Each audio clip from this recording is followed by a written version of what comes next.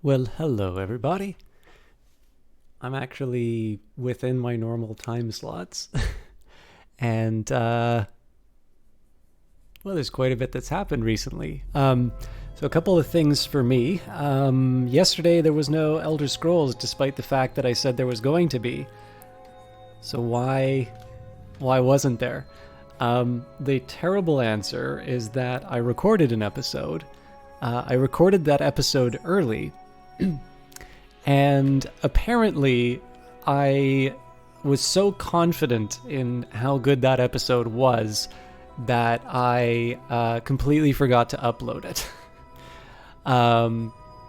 So I actually remember why. There was some stuff that happened during that recording session that I really couldn't.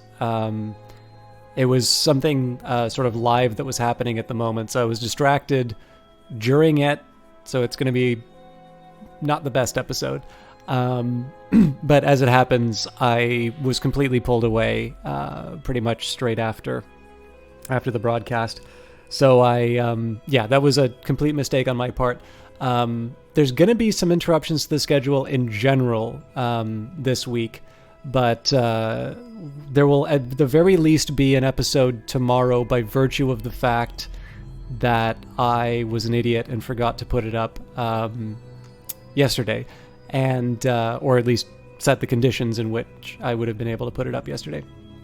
And one of the nice side effects of that is that the interruptions that'll be happening this weekend might sort of be smoothed over because I should have enough time to catch up on that. So, of course, you're not here for Elder Scrolls. I just thought I would cover that off the top.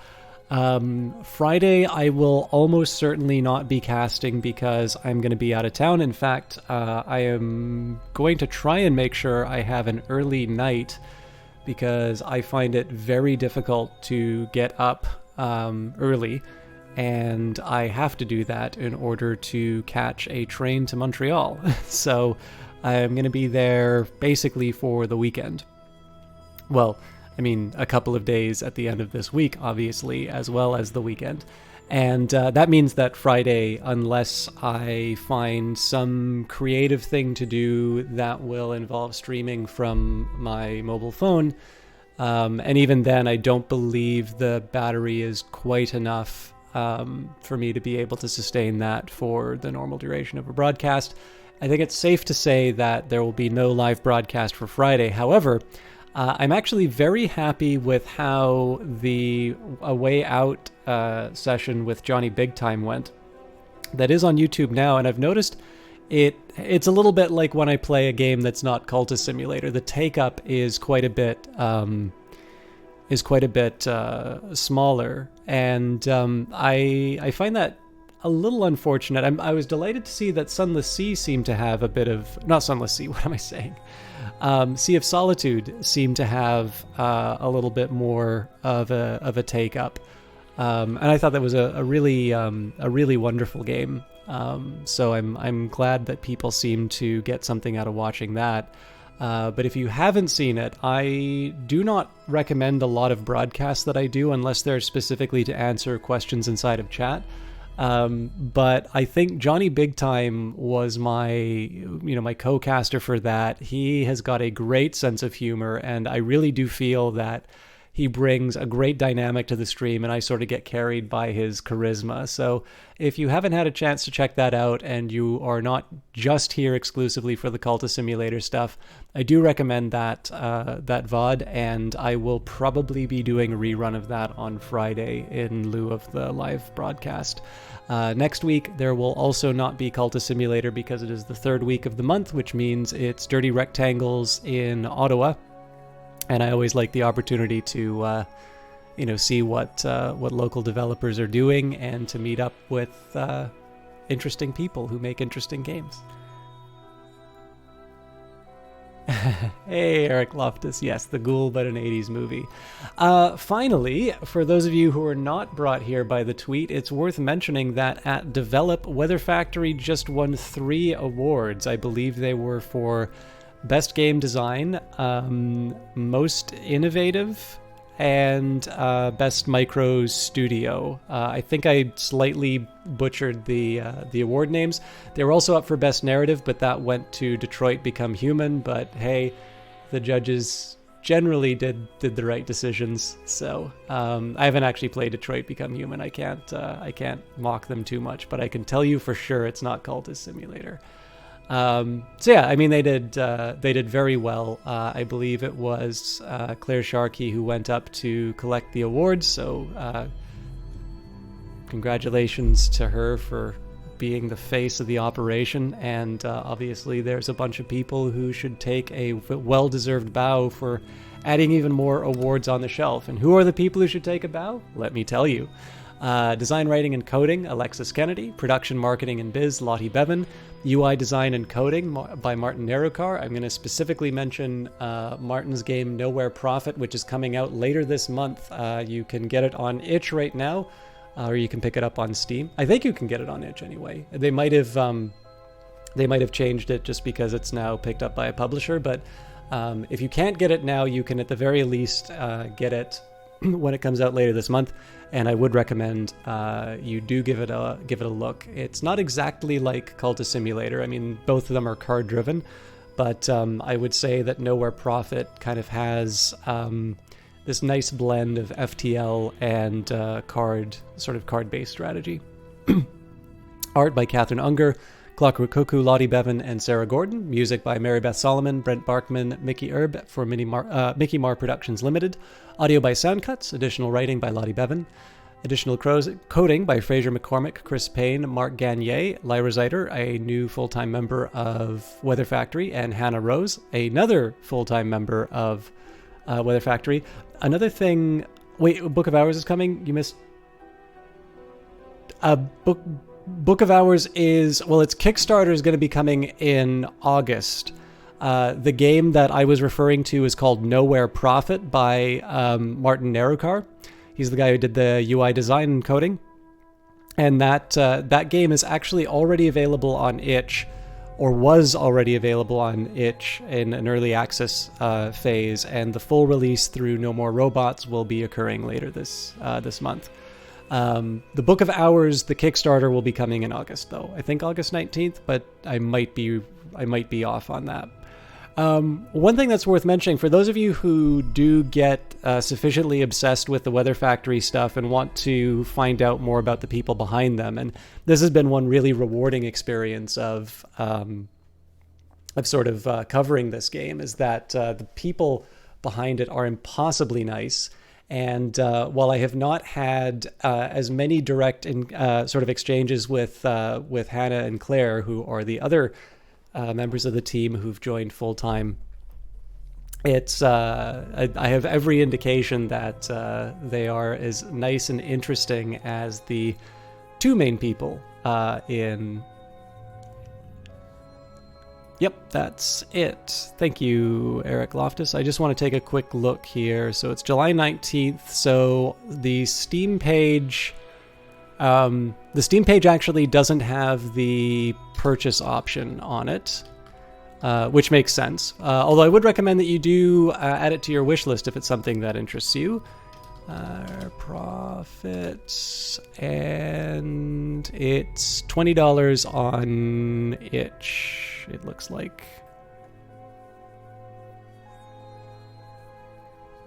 Although I don't know if you can actually buy it. It looks like it actually just leads to a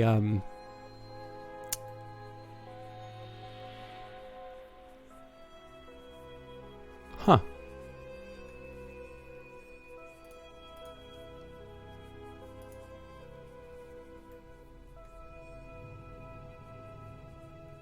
Yeah, it looks like it might actually be directing you to the Steam page now. That, or I just don't understand how the itch purchasing works. Excellent, Eric Loftus. It's a fun one. I've actually covered it on the channel before, and I think with the release coming out, I'll probably give it another quick run just to try and do what I can to sort of kick the kick the attention up. But for those of you who are interested in something like that, do be sure to wishlist it on Steam. This stuff really does help games get noticed. And I know, especially given the fact that there were a bunch of wish lists that sort of went away as a result of the Steam page now, or the Steam sale. There's actually it's a particularly good time to be doing that, because I know a lot of developers are going to be sort of rebuilding those, and of course, Nowhere Profit has a little bit less time than what other developers would be facing. But I'll try and make sure that I cover the game before release, or at the very least, sort of close to the release, so you guys can make some decisions. Where was I? Additional coding. So we've got Mark Gagne, Hannah Rose. Right, the people behind the game. So one of the things that I'd encourage you to check out about Hannah Rose, number one, she did a wonderful series on using shaders to create certain sort of visual styles that were present in other video games. I found that a really interesting and educational little thread. But if you also take a look, she participates a lot in game jams. And so when I talk about how, like, I sort of have to appreciate that the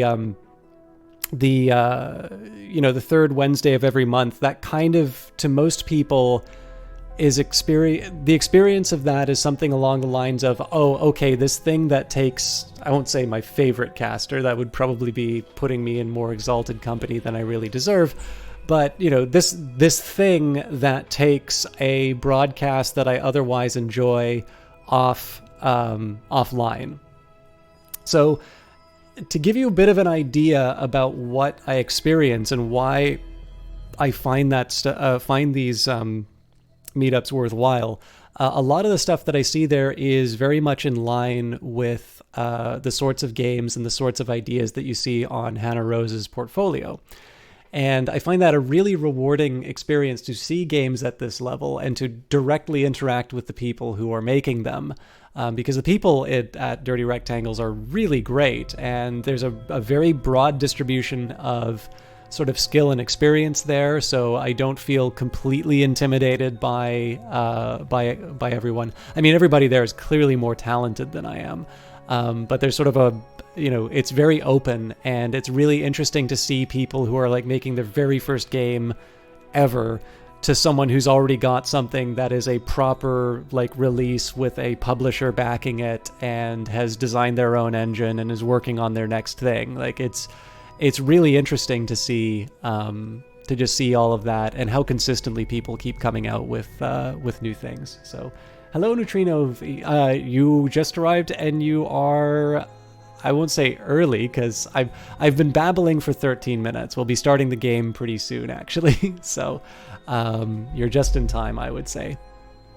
But yeah, that's especially if you're looking for a cultist approved way to see what's happening on the Wednesdays, because I appreciate it's hard unless you were here at the very first stream where I did the Cultist Simulator sort of early alpha Unity build. It's really hard to sort of appreciate what that contributes to the stream, and I can say taking a look at Hannah's website is a great way to get an idea of what I'm seeing. So additional design by Callan Porter, marketing and PR by Claire Sharkey, of course, already mentioned, went up picking up all the awards for Weather Factory, and while I did not hear the contents of what was said, I believe there is a change.org petition to have her host the Develop Awards next time. And of course, not to be outdone, special thanks to Sonia and PK, Matt Hosty, Haley Urias, and literally everyone who has ever sent feedback or a bug report. Thank you. Let's carry on. By the way, if you've not done so already, if you own Cultist Simulator, just click this button. If you don't own Cultist Simulator, go to weatherfactory.biz, sign up for their newsletter. You'll find out more about the Book of Hours. Or alternatively, you can follow at Factory Weather, or at Alexis Kennedy, or at Tron Bevan, or at C Sharkboy, or at Lyra Zyder, or I am really bad at Hannah. It might be at Hannah Rose, but I don't remember that Twitter offhand. Anyways, there's a lot of people at Weather Factory now. You can follow all of them, and they'll be telling you about the Book of Hours. I recommend that you subscribe to all of those channels, and you can already wishlist this game on Steam, and if you do so, it makes the game more visible and it helps us with the algorithm. Let's get the Ghoul going.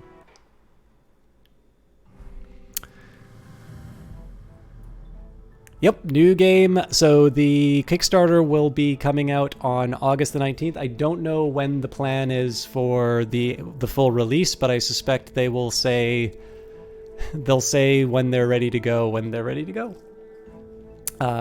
And one way or the other, I'll be there. I've actually, knowing that the Book of Hours is coming out, I've actually been taking time to save, so that if there is a tier. So one of the things I always do for Kickstarters is I always try to advocate for them, and especially when they're just shy of getting their goal, I always like to encourage people to say, take the tier you're on and see if you can just dig a little bit deeper and push that to the next level. I think that's always a wonderful thing to do for Kickstarters, especially ones that need to get their goal. And in my own, so number one, I've just personally found that rewarding. But I've also noticed that for some, like Cultist Simulator, I kind of backed at a number that was sort of financially viable for me, and I just could not justify going to the next tier.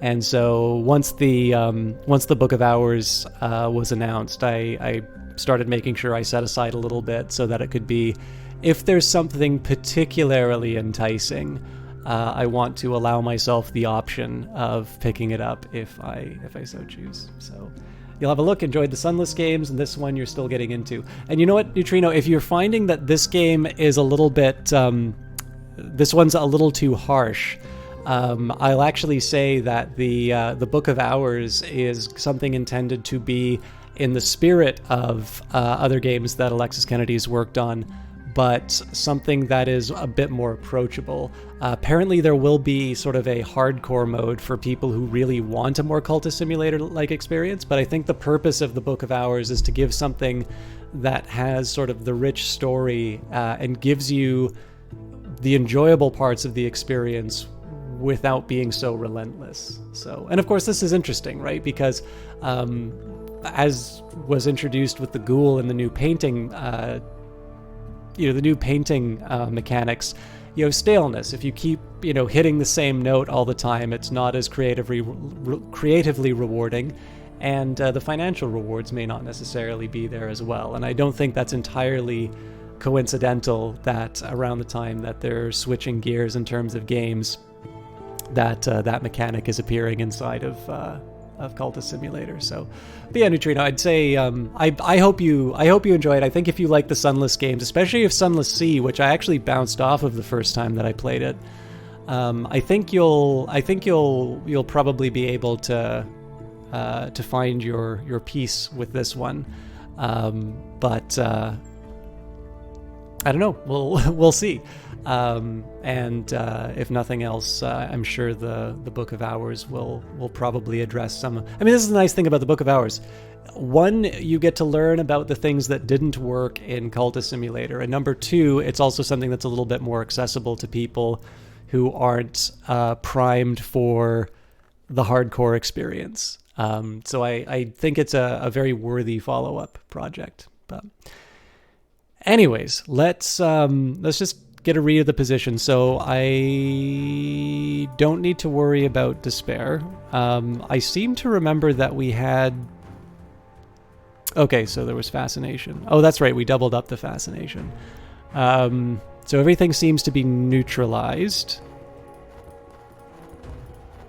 I don't have anything to talk with Miss Nania about yet, and I think we're just going to be waiting for another opportunity to carry on as a medium. We're going to need a memory, and then at some point I'm also going to need to consider trying to take out the weary detective, or at least finding someone else that I can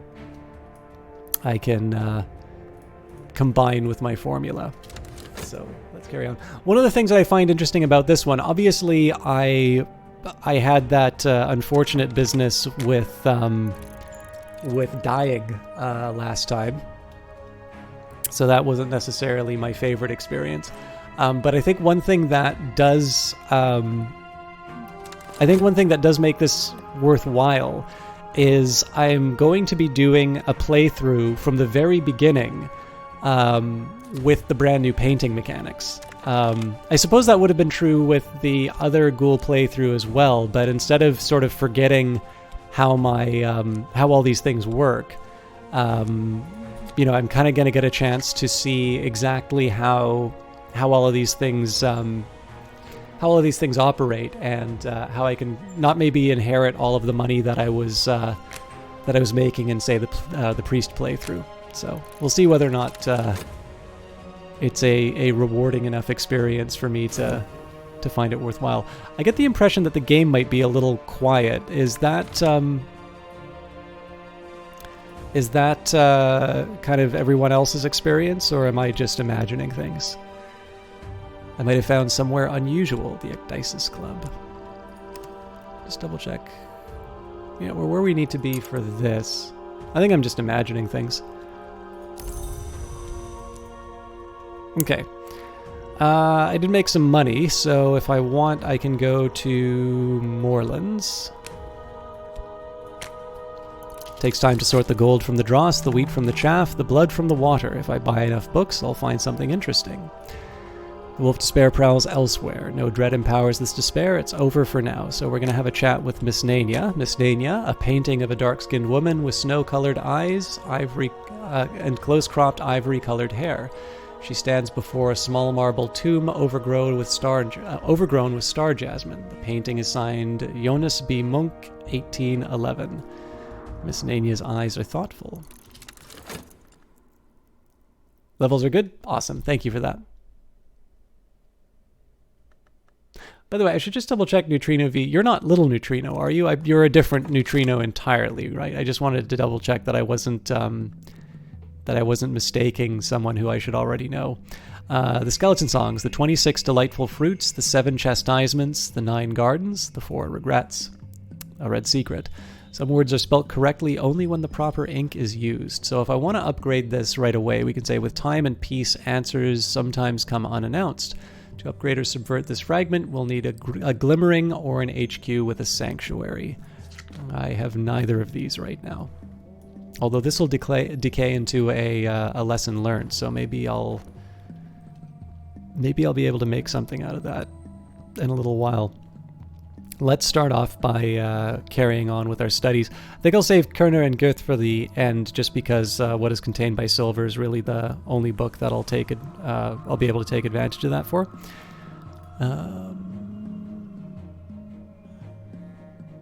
That, or I could go really hard on trying to upgrade my vivid imagination. I don't really think it's worth it right now. I think we'll have other opportunities. So let's start with... I'm going to move the secret histories to the back of the queue just because I don't really think I'm going to need what they give me right away. So we'll do Victory of the Crown. Actually, I can never remember if Wrapped in the King is a heart or grail text. One way or the other, though, we're very far ahead in terms of Moth, so I'll do these in order of what I need. So the Victory of Crowns. Erratic accounts by one Arun of the hunting and consumption of supposed immortals by shadowy cults of assassins, published in the late 19th century.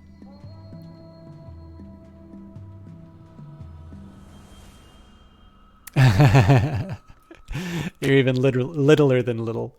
Okay, awesome. The assassins are, according to Arun, the agents of a power called the Coronal, the soldier of the secret masters. The accounts go all the way back to Roman times.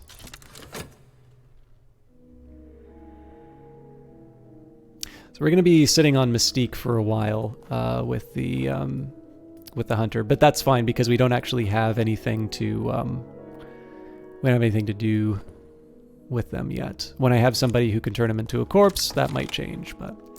Okay, on the white, Solomon Husher writes, perhaps allegorically, of winter and its long, slow, doomed romance with the sun. The epigraph is sunset at noon. And we will be going for a winter cult, so this one is interesting in other reasons, although of course we already have the Sexton Secret. So if I want to found that cult right now, I can, but let's go for another trip just because I'm going to have one funds go away in 30 seconds, and then if I want to buy a book, that will leave me with one. Ms. Nanya acknowledges that all will pass, even memory, but that memory can be passed like a torch or a treasure. So restlessness has the aspect memory. I just need to make sure that I keep that ball in the air for the minute.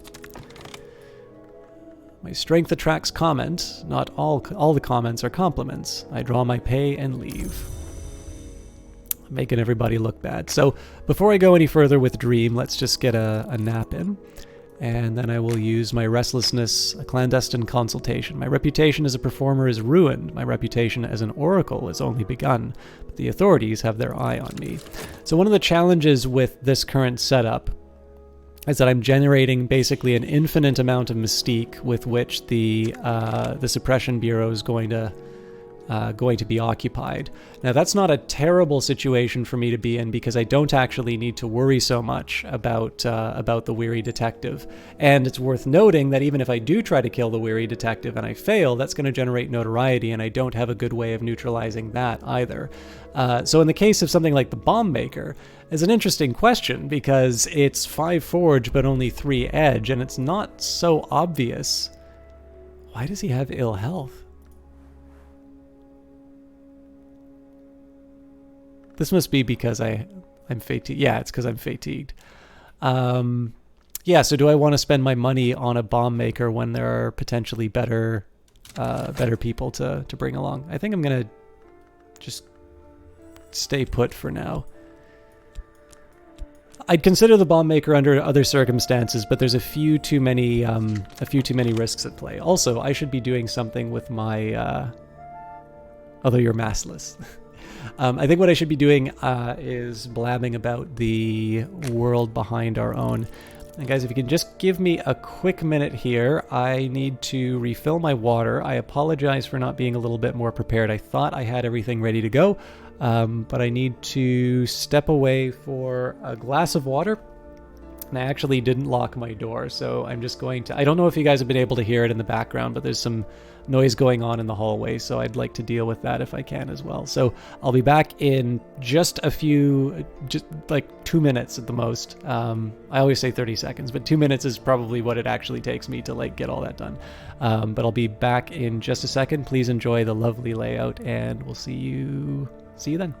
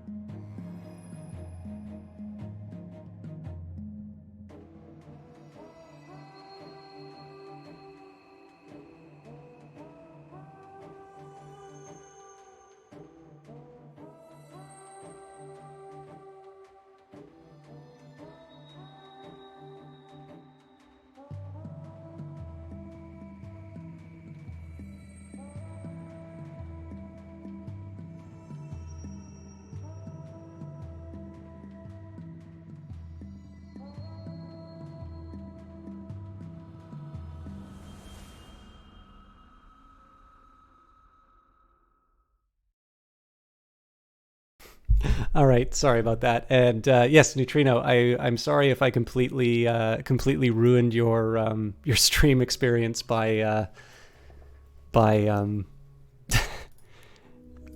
by being not playing the game while going through. Although if you're in the UK, I need to double check. You're not anybody affiliated with Weather Factory, are you? Because I'm going to be super embarrassed if I said all those things about about you, and especially if I was wrong. Okay, so we're going to be getting some brand new restlessness.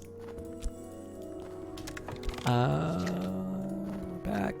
I've been paid my fee. It's difficult to say whether I've earned it. Fortunately, it's difficult for them to say whether I've earned it too. So what I might do here, I might actually convert this restlessness into a painting, especially because I don't remember if I have... No, I don't actually have any staleness to worry about. So let's take our vivid imagination, and I'm going to take the... So there's actually a very specific purpose for me doing it this way.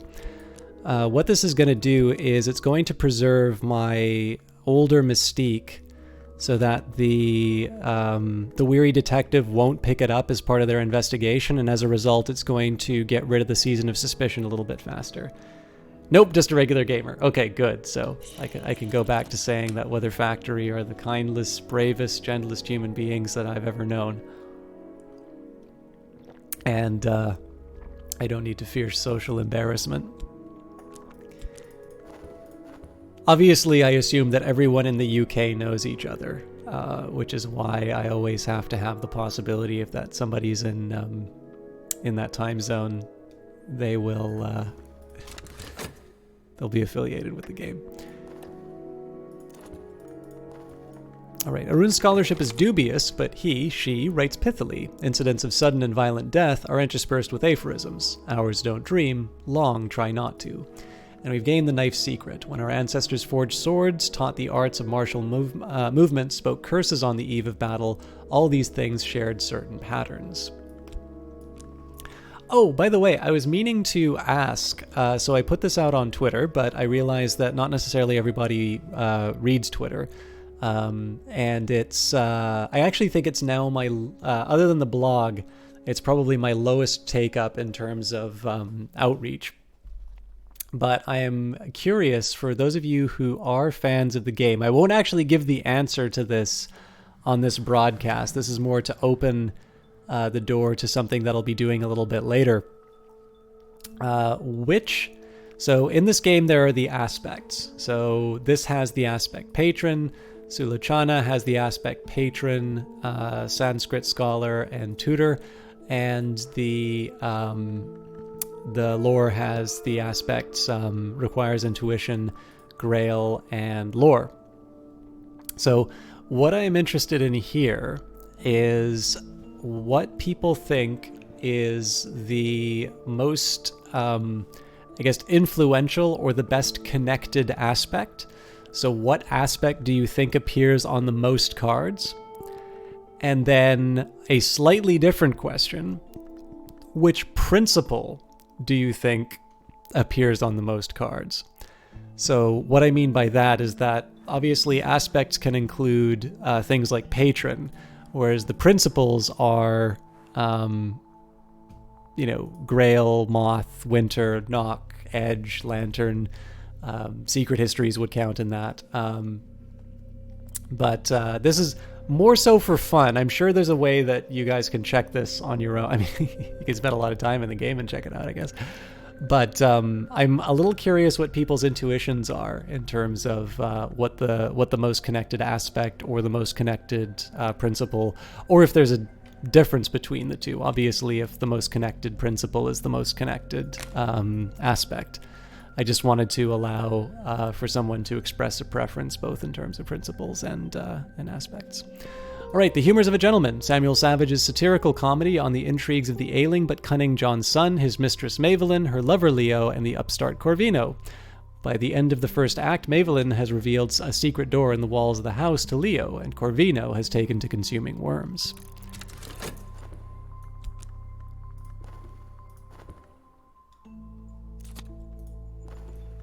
As yet, I have only the needs and desires of any other mortal, but what stirs in me? I'm going to be hanging on to this restlessness a little bit longer than I would have for the other one. But that's fine, because we can always transform it back into a fleeting reminiscence if it comes down to that.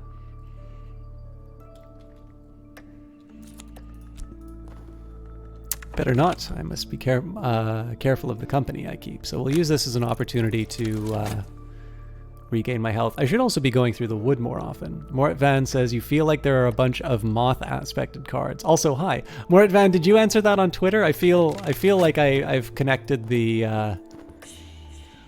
I might be able to connect the Twitter profile to the viewer, but I might also be completely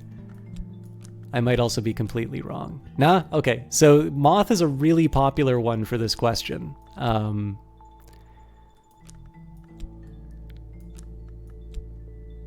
And I find that really interesting, actually.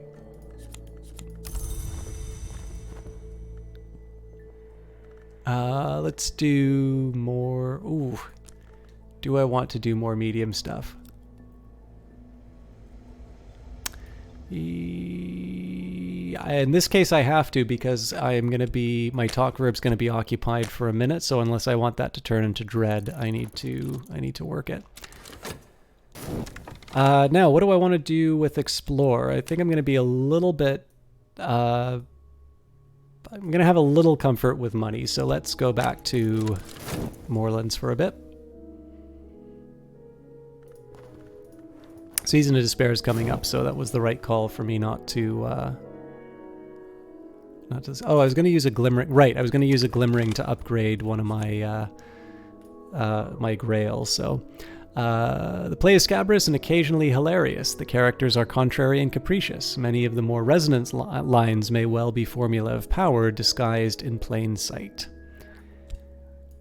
I'm actually going to try a better ordering of these things. So I don't remember the exact subversions, but so I believe moth subverts into lantern.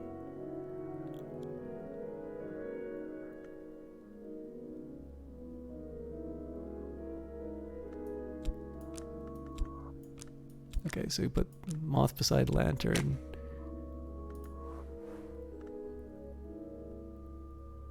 Ah, okay, well, turns out we're actually not on the worst path. Okay, so it'd be forge after lantern. Then there's a gap.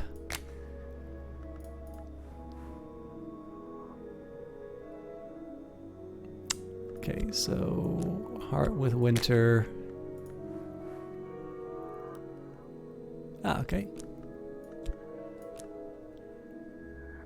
I think it is forged to edge, but I don't remember exactly. Okay, that'll do me for now. Certain words beg to be spoken. It is tempting to spend time in their consideration. Tempting, and perhaps useful. Oops. I am refreshed. So again, here I'm really just kind of taking advantage of the fact that I have some health to throw around, so I can do things like explore or work, and I might do some more physical labor just to be able to get the last of the mystique dealt with. In the meantime, though, I have found my way through the wood, and I have some passion to burn, so now I pass through the scar-barked trees. The moon passes behind branches, though her fingers remain in my hair. I'm stumbling over roots now. It's tempting to drop to all fours to avoid the low branches. Pale wings move deep in the night. By the way, I will answer the question about sort of the best connected principles later. It's just not one that I'm going to answer immediately. Okay, so we've got 18 seconds before my restlessness expires. Unfortunately, I'm not in a condition where I'm going to be able to sort of survive the consequences of letting that properly decay. So I'm going to collect my money. We come out with a nice new copy of Gildersleeve's Latin Grammar. That's a very timely acquisition. So let's think a little bit about what my next couple of moves are going to be. Old and Happy Far Off Things is has triggered, so I'm going to wind up with another Restlessness. But in 28 seconds, Season of Despair is going to come up. And unfortunately, while I have this Contentment, I'm going to need 44 seconds, which I don't have. So I'm going to need to do something about this Restlessness. The question is, do I want to try and paint it away, or do I want to try and... actually, this is an interesting possibility. So I'm going to unpause for a bit here. I'm just going to give the weary detective something to think about. So we're now going to paint away the Restlessness. We're going to double up the Mystique. And I don't think this will be enough. I think the timer on this doesn't actually allow me to get off scot-free. But I'm not 100% sure how it works. All right, Neutrino, have a wonderful sleep, and I hope the VOD is worth it. I have every intention of doing a passable job. Crowded thoroughfares by day, a fog-wrapped labyrinth by night. I'll walk the streets, seeking secrets until I can walk no more. Wisdom is a country, and these are its maps. Solve all the challenges on both fragments of lore to complete a research task. You can return to the task later if you fail. Okay, so it turns out I actually gained Mystique from recruitment, which I'd sort of forgotten. So in this case, we've now got a nice and friendly Neville to add to our collection. And in this particular case, this means I can actually found my cult now. So let's have a chat with Neville. So, Neville in Acquaintance. Neville pauses before he speaks and flinches easily. He laughs whenever he thinks you've made a joke. Together, we might be more. Here is someone I might work with, a companion or a follower. But first, I must give them something to follow. A society, a sodality, an order, a cult. Okay, so there's a fleeting reminiscence, so I can continue to do my medium thing with that. A half-glimpsed wistfulness has touched me.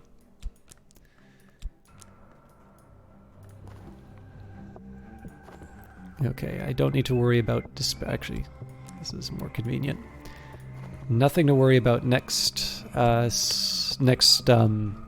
next minute, so good news there. We should get our money back.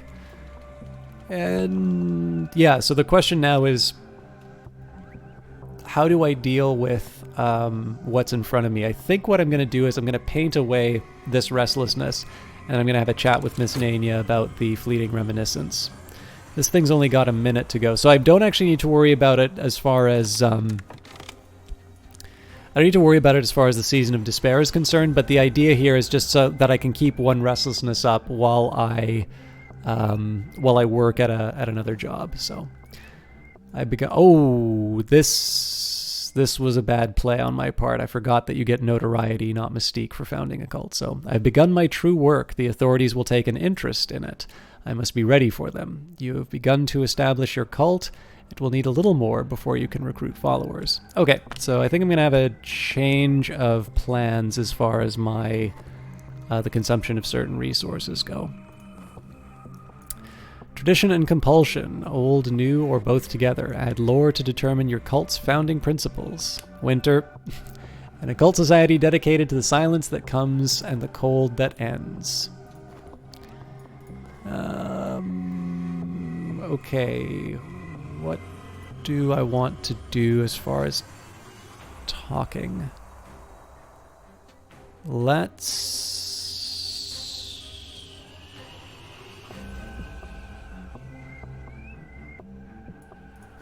keep talking about forbidden knowledge. Okay, so this is a hulking fellow. If I wanted 3 edge, I would have hired the bomb maker. Ooh. So if I want, I can get even more notoriety. Let's not test our luck. Let's go to the wheel or the well. A detail smuggled in from an adjacent narrative. Don't speak where you may be overheard. The velvet is strong at the well in the wood, and the velvet is the hour that keeps secrets. But now and then she lets a little secret fall, like a crumb at a feast. Last night I found a moss-clad rock written all around with the secrets of another history.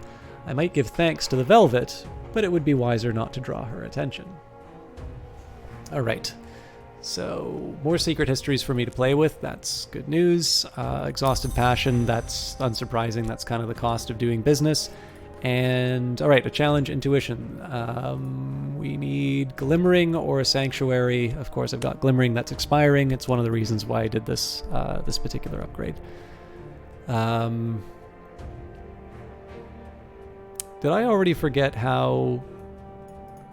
It's edge to... Grail?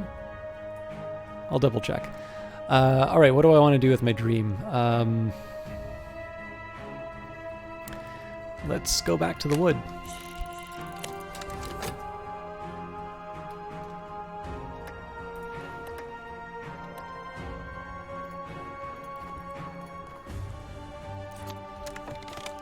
The artist reward. My recent work is considered significant. I may yet earn a living from this, but nothing is certain. And I actually got... I got paid in exposure. I have 4 Mystique and Glimmering, but nothing else to show for my effort. Now this is actually kind of interesting because I can actually turn this into another level of passion. So that's not the worst thing that could have happened. It's just not the thing that I wanted to have happen right now. So I do have some staleness. So what we're going to do here is I'm going to use 1 point of Mystique, and I'm going to use my last point of Passion to paint away this restlessness. I'm not sure why I put Neville in with the notoriety, but Neville should be... Or no, Neville will be beside the cult for now. A terrible clarity. Our purpose demands that we recognize truths that chill the spirit. I must give of myself.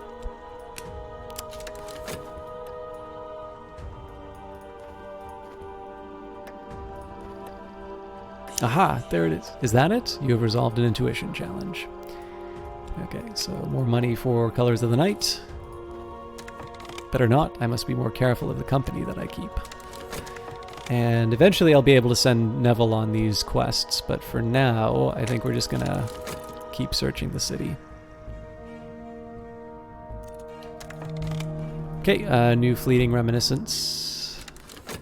I'll be able to use that with my reputation as a medium. And in this case, I do actually want to generate more Mystique. Okay, a new patron. I found somewhere unusual. I still have health, so we will search the city with it again. A cult with 1 member is only an unusual habit. I must have a recruit. And that recruit is Neville. And surely it will bring the approval of the Eyes of Sin. It's a tough call. I do actually need more occult scraps right now, so I'm gonna do the baby move and just collect the occult scrap at the edge of the wood. Entering the wood, I walked in the wood last night, and the scissors worked in the distance, and the furred things crammed my mouth and swarmed my ears, and I felt the old urge to drop to wolf 4s and nose among the roots. But I remember that I walk upright by day, and that I know fire and steel and words. And at last I found where the velvet had concealed a secret on tree bark beneath moss. I read it then with the tips of my fingers, and I think now that I could write it in full. I don't actually remember if... I don't think Moth gets you to the next step through this. I think it's Lantern, and it has to be a higher level. But I was going to go through here again, so I just want to double check that I'm right on this. Yes, so Moth won't take you, and Lantern's not enough. Oop, I need to just disable something on the text. There we go. How you doing, Freighter 5? So in this case, we will put our passion back into it.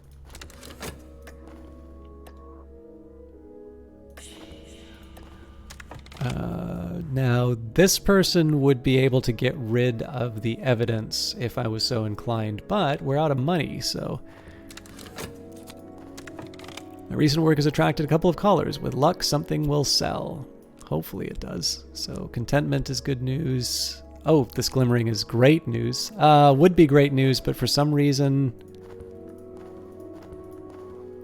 Oh no, 21. Yep, we're okay. So I'll double up the glimmering here, and we'll be able to upgrade my my vivid imagination. So we're good there. We'll keep the money aside.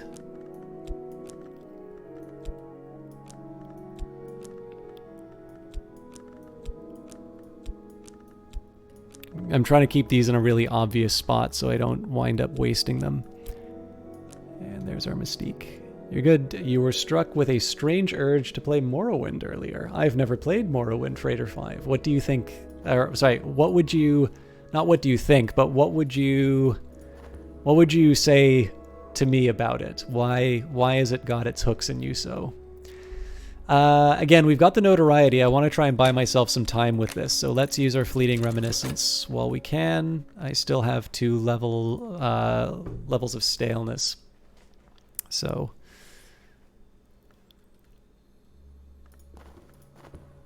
But at the moment, again, I'm just trying to clog the channels with Mystique. Our rise begins. I have founded my cult. This is a step to greater power. Use your cult to recruit and promote followers. Talk with followers about your cult to send them out on cult business. Neville pauses before he speaks and flinches easily. He's sensitive to deeper matters. Okay, so we've got the Children of Silence. We get our Sexton secret back. And temporary headquarters. Our business is private. We could use somewhere more secret. You're not sure. You're going to call it an inspiration from the video game muses? All right. Well, works for me. You've got, you're compelled, just as I was compelled to go and see Miss Nania. Perhaps there was a particular voice which was calling to you to play an Elder Scrolls game. I've increased my mastery of the succulent lore, which we call by its aspect Grail. The Megalesian incantation, the Great Mother remembers. I think I've got this wrong.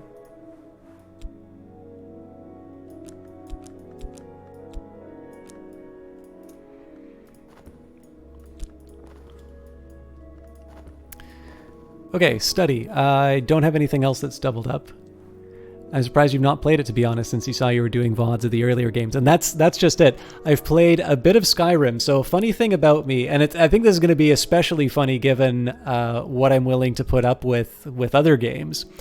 The problem I had with Skyrim is that I go in and I play it, and it's got this really attention-getting opening, and... You know, it's all good fun. And then I go out and I sort of find out, okay, the dragons are coming back. It's the end of the world and I'm the Dragonborn and I'm the only one that can stop it. Oh, and by the way, could you please deliver my mail?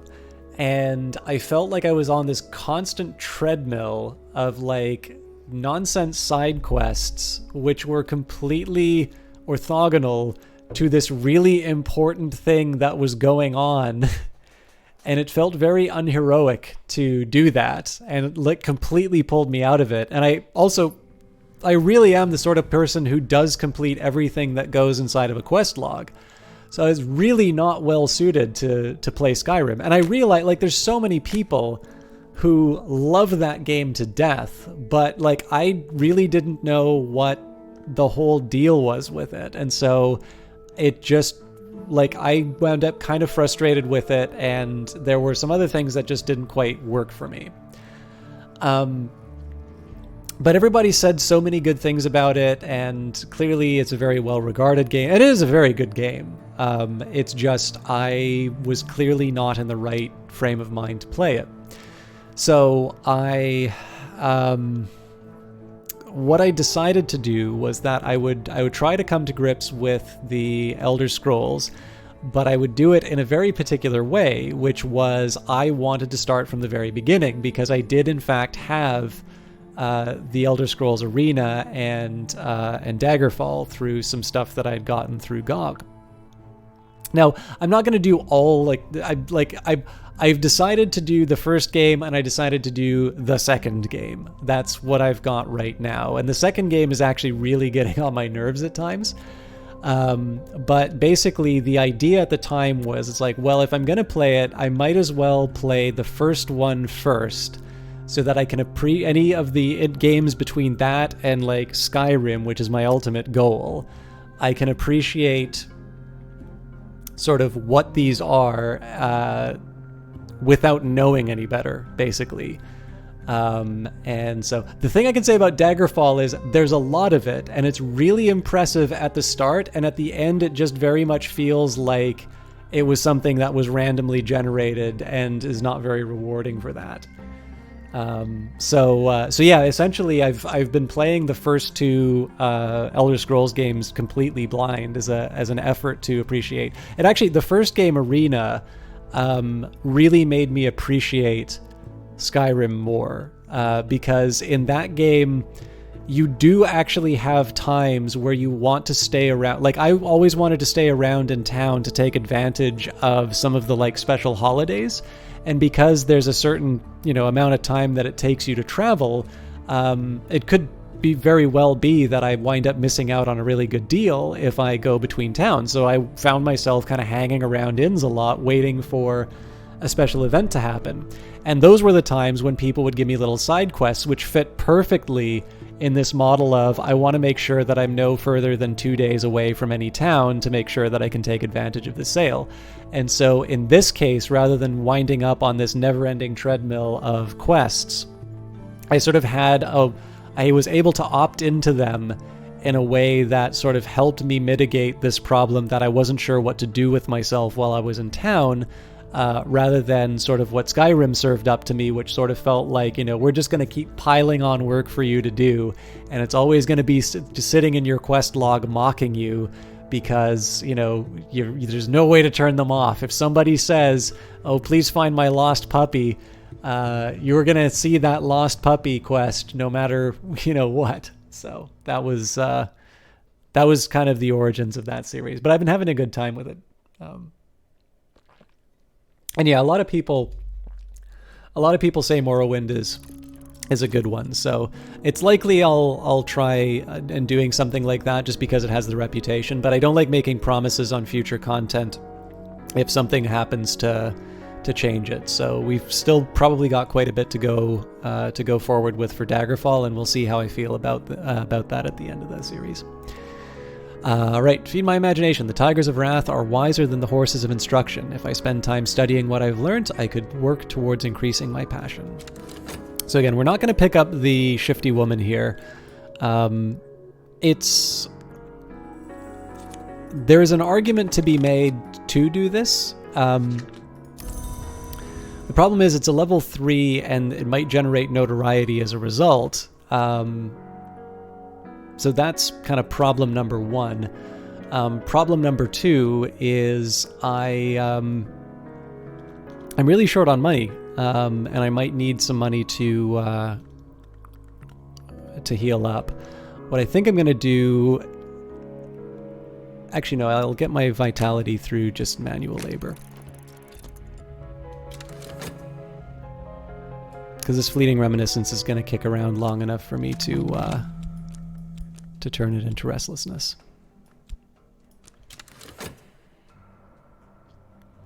So we're doubling up the glimmering. We'll double up this glimmering. We will upgrade our vivid imagination, and that should take us through.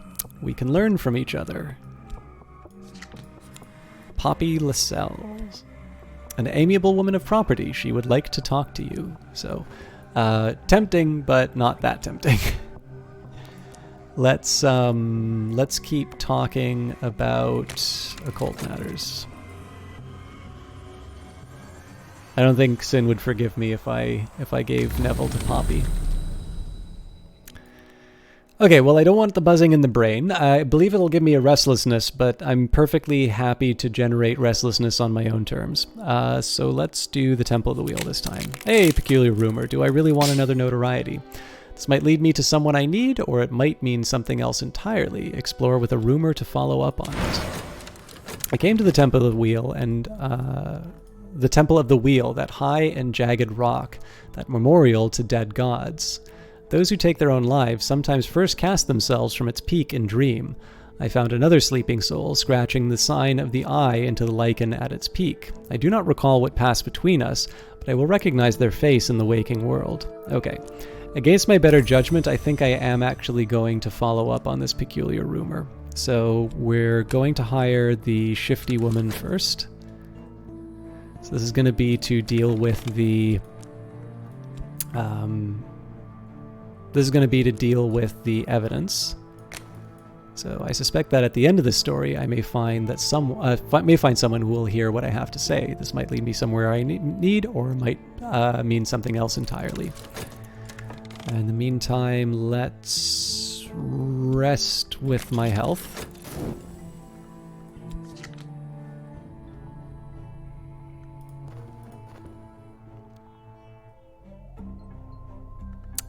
Miss Nania will not be available in time. I think I wasn't thinking properly.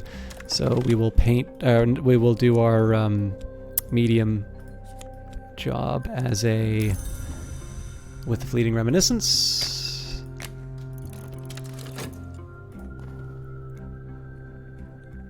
Considering the evidence, if a hunter's found notoriety, they will try to use it to create or upgrade evidence. If they are meticulous, they will always succeed.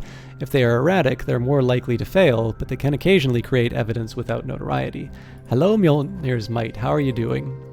There are more windows in my soul, but sunlight is not the only thing that passes through a window. Okay, so there's our first lesson learned. We will double these two up right away because I only have 35 seconds left on that. I am refreshed. And we're not quite ready for the sickness yet, so we're just going to leave that dream open. Not doing too bad, Mjolnir's Might. I'm feeling a little bit of time pressure because I've got, essentially, once I'm done this stream, I'm going to be packing for a trip to Montreal, and I need to be up early for it. So I am feeling a certain pressure as far as just getting everything done on time, but I figure it's a nice reason to be busy like that. So I'm safe for now. My adversary has not enough evidence to bring a case against me, and they found no new clues. Okay, well, I can work with that, actually. So I've been paid my fee. It's difficult to say whether I've earned it. Fortunately, it's difficult for them to say whether I've earned it too. So what interests me here is it's possible that this game is set up so that the first time you trigger the attention of a hunter, it might actually be set up in such a way that you you don't actually get nailed by it, which seems a little forgiving if I'm completely honest, but I can see some reasons why you might want to do something like that. You know what, while I'm at it, let's see what happens if I use notoriety. Yeah, 30 seconds isn't that long to wait. Oh, but I do need inspiration. Let's use Neville. Is Neville my best inspiration here? I think he is. Something to remember them by, perhaps. Yeah, I'm looking forward to it. I mean, I haven't been there since a jazz festival I was in. So, and that was like high school, so... All right, an unpromising address, but a promising resident. So Clovette will be helpful at dealing with my reputation, but of course I now have 2 notoriety. Hello, Simmer. How is your day-night going? It's going all right. I was just talking about how I'm heading out on something resembling a holiday or vacation, I guess. Okay, this will be absorbed. Of course, it's possible that I might have just set myself up for a world of pain as far as my health is concerned. But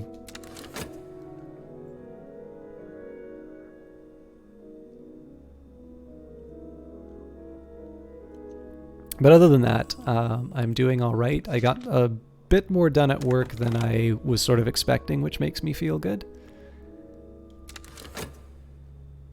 And other than that, it's just kind of more of the, maybe not more of the same, but It's been a pretty decent night, all told. Okay, so once this thing's done, I'm going to use the glimmerings to upgrade my my imagination. I'm not 100% sure what I want to do with my explore yet.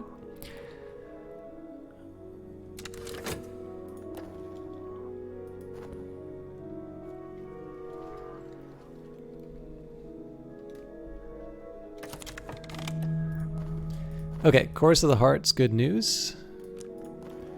Bleak Thoughts, less good news. Fascination's coming up as well, so I want to be careful about all of this. I'm sure that said the sick room grows close and stale, but I was a dummy and didn't read it. I do have enough time for this to run down, so I've got what I need there. And let's see if I make enough money.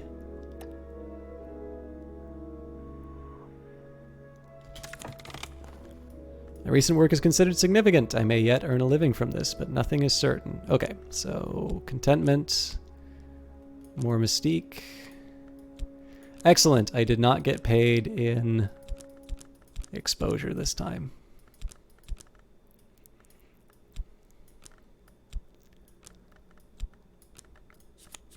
Actually, this was a fairly profitable little painting, but I still have the levels of staleness. So let's start by taking my 2 lessons learnt to make myself better at painting. We will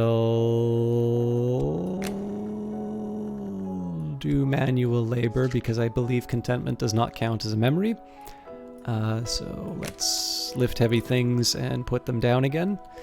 And we will dream about the way to the wood because I don't need to worry about recovering any health. And I do have some leftover passion. Oh, and Neville can go exploring. Crowded thoroughfares by day, fog-wrapped labyrinth by night. I'll set my minions to searching for opportunities. Okay, more passion, more mystique, and we've got Yzabet. So before I do any other fancy cult business,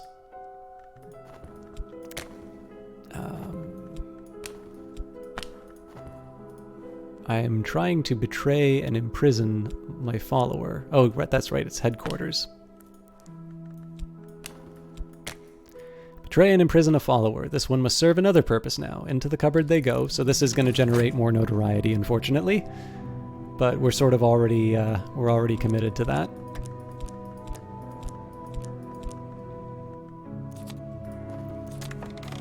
I've locked this one away safely. When their screaming and raving subsides, I will subdue them properly. You think one of the issues that you've had with this game is that you never quite figured out how notoriety, mystique, and investigators interacted. Is that, out of curiosity, Freighter 5, is that an invitation for me to explain a little bit about how those interactions work, or is this something that you would prefer to sort out for yourself on your own time? This one rails weakly against their fate. Okay. So the prisoner itself will not generate any notoriety. So in the meantime, let's start bringing some people in. So Clovette has a very important job in my cult right now. In this case, we will do a ceremony with the Sexton Secret. Clovette is happy in a way that brooks no counter-argument to happiness. Okay. So the idea is if you take a look at, this will also be for the benefit of chat, because obviously it's always a nice time when I start a brand new playthrough and people who are maybe considering picking up this game, or they got it on mobile recently, or just generally are having a little harder time getting in. You know, they saw that first 20 minutes video that I did, but basically still want to figure out exactly how these things interact. Mjolnir says, sorry you've been eating, so if you haven't been there in a while, you may find a nice dancer in the Red Light District. You may want to introduce you to some of the old gods. Good lord. I am a Lantern follower, not a Grail follower. So Freighter 5's question was, I never quite figured out how notoriety, mystique, and investigators interacted. So first thing we do is we always look at the text of the game. What I'm going to take this opportunity for is to answer not just the question as presented for me, but also answer that really important question that could be summarized in the old parable, build a man a fire, keep him warm for a day. Set a man on fire, keep him warm for life. So we've got the weary detective. This gentleman would much rather be left alone with his pipe and his illustrated London news, but no, apparently some conjurer of abominations has to be hunted down like a mad dog, and apparently no one else can find the time. So the weary detective has the aspect mortal, the long habit of living indisposeth us for dying, Thomas Brown, and aspect hunter. The laws of civilization are younger than the laws of the hours, but they too sometimes require a sacrifice. This one is an agent of the law. Now, some of these interactions actually get explained through the Season of Suspicion, which isn't going to be coming up right away. But basically, if somebody has this little shoe mark, this is somebody who does not approve of your misdeeds, and so they are going to be hunting for you. So basically, the next season that's coming up will be revealed by the time passes verb. So we know that the Season of Visions is coming up. What you want to be careful of is the Season of Suspicion, which has an icon that looks like notoriety. And when the Season of Suspicion comes up, it's a little bit like Bleak Thoughts. Shenanigans? I can say shenanigans. Unless Brian Cox will pistol whip the next guy who says shenanigans. So investigations behave a little bit like the Bleak Thoughts. The first thing that they're going to look for is a hunter. If there's no hunter on the board, then you don't need to worry about it. There will be no evidence that's generated as a result of your reputation. This, of course, doesn't mean that there won't be a hunter that comes out of it, but the Season of Suspicion is a necessary condition for your reputation being used to generate evidence. So, what's the deal with reputation? You've got two different types of reputation. Many fear their reputation, few their conscience. Pliny. Mystique, uncanniness lingers. Mystique may attract the attention of hunters. They can't use it to build a case against you, but it will encourage them to look harder. And then we have notoriety, which again, reputation too, and certain acts are not quickly forgotten. Notoriety may allow hunters to build a case against you. So what's going to happen is when the Season of Suspicion is up, and it's in what I'll call the investigation phase, essentially what happens is the consumption slot, the void, is going to eat a reputation card. I don't know if it's chosen at random or if there's some system that winds up selecting the card that's going to go in. I tend to find that it always takes the card I don't want it to take. Since it's almost 4 a.m. for you, you need to sleep. Just came to say hi. Have a good one. Have a good one yourself, Simmer. Thank you very much for stopping by. The only thing I've been able to discern is that it always takes the one that I want it to take the least. But the idea here is that Mystique is going to go in, and it's not necessarily going to generate evidence. What it's going to do is it's going to invite another sort of turn of the wheel. And what happens is if a notoriety card winds up in the investigation slot, the Season of Suspicion, or investigation or whatever, then that can be used to generate evidence against you. So what happens is once a notoriety is sort of consumed, so the notoriety goes in, like 45 seconds pass or whatever, then it's going to go into the considering the evidence phase.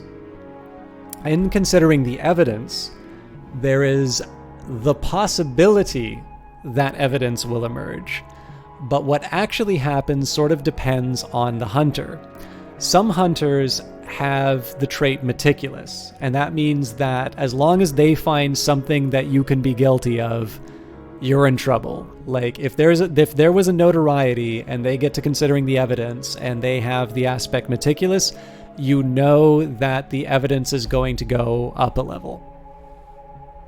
If they have erratic, this is the more complicated one. If they found notoriety, it is possible that no evidence is generated. However, it's possible that you've had no notoriety on the table and evidence is generated anyway because they're erratic.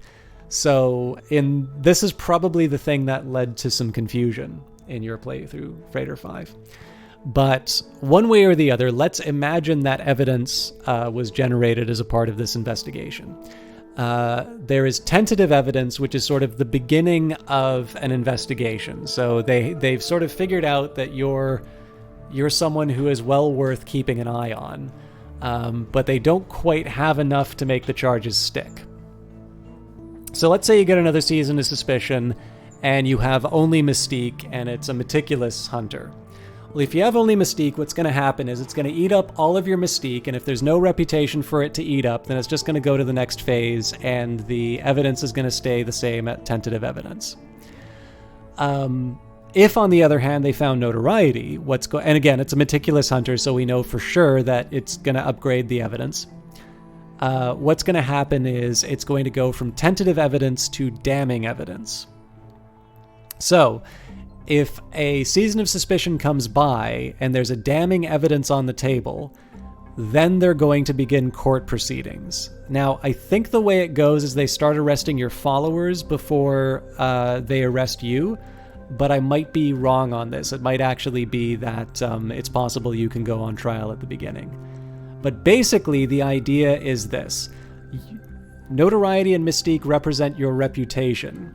Mystique extends the time that an investigator is going to be looking into you. So if you have a lot of Mystique and a notoriety, you better hope that that Mystique gets taken away long enough for the notoriety to expire. If you have a lot of Mystique, so right now, if a season of suspicion were to come up, it is near certain that the weary detective would get one of these. It's really unlikely that they would draw all of this Mystique in the time it takes for all of this to expire.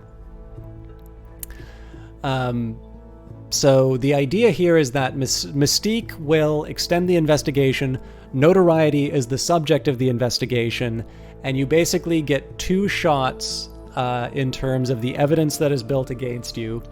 And if you don't deal with the evidence by the time the season of suspicion occurs during the while the damning evidence is on the table, then essentially the court proceedings begin. So that's kind of the full unpacking of how those systems interact. Maybe the one thing that I didn't mention is that if there's a season of suspicion and there's reputation on the table but no hunter, it can generate a hunter, although I have had situations where more than one hunter's on the table, and I'm not 100% sure what causes that. But that isn't really as important to know as some of the other details. So did that clarify things for you, Freighter 5? I know that was like a big info dump, but hopefully that offered some clarity. All right, well, if I was really worried about evidence, I've got the experienced swindler here. Now, the good news is I have a minute to make my decision, but I think I'm going to hold off. This is going to turn into a fleeting reminiscence. I'm going to be able to talk with Miss Nania and turn that into a restlessness. You think the question you have is, how do you deal with it? Well, that's another, that's an entirely different question. So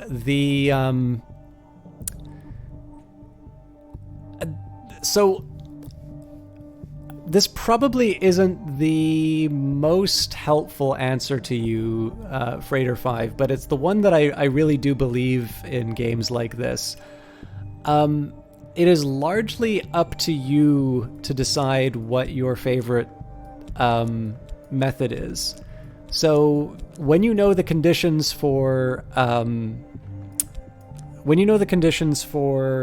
evidence being generated, you sort of get to pick what plan of attack you have. So, for instance, evidence only becomes a problem when it's damning evidence and a season of suspicion comes up. Or particularly a season of suspicion with a hunter comes up. So the reason why this is not going to be a straight answer to your question is that I have had people come into this stream who are just basically being borderline rude on this idea that I'm not killing the hunters who are coming after me. It's like there's evidence on the table. You're an idiot for not coming after the hunter. And I was not at all worried about it because I knew that before it would ever become damning evidence, I would have a high moth, either a summon or a follower, dispose of the evidence.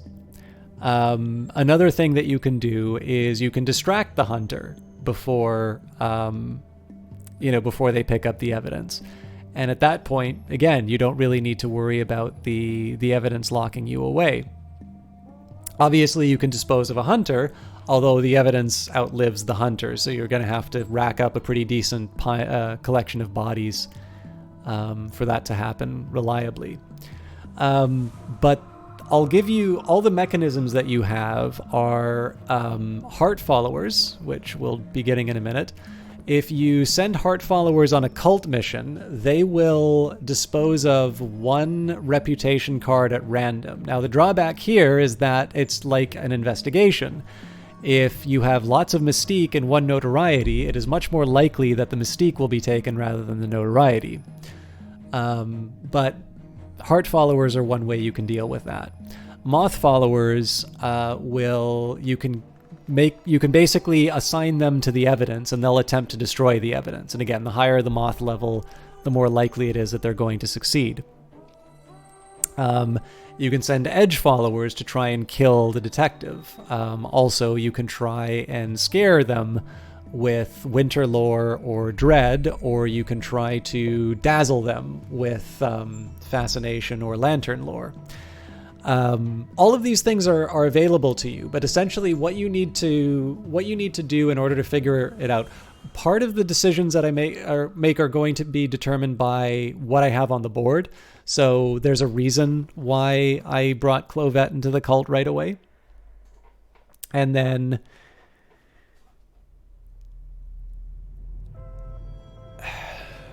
okay, I'm going to have to say this now. I'd really rather not be told how to play the game. I realize that there's a conversation going on about the mechanics and all of that, but the first one I was going to kind of say, it's like, okay, so I see why that came through, but like,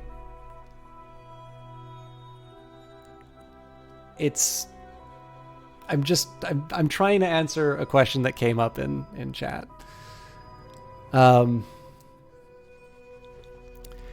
So anyways,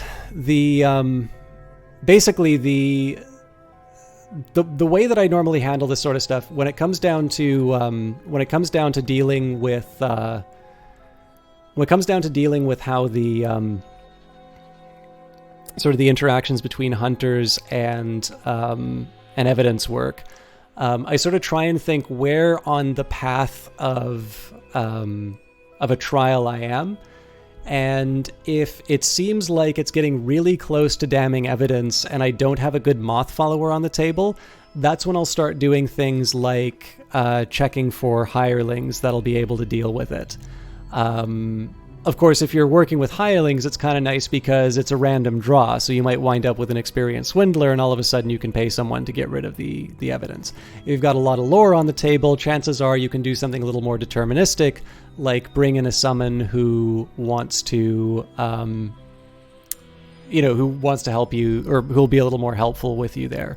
In the end, though, I tend to find understanding how the interactions work in terms of the different reputation types and the different hunters, that's going to be a little bit more of a reliable way to decide what tool in your toolbox you have.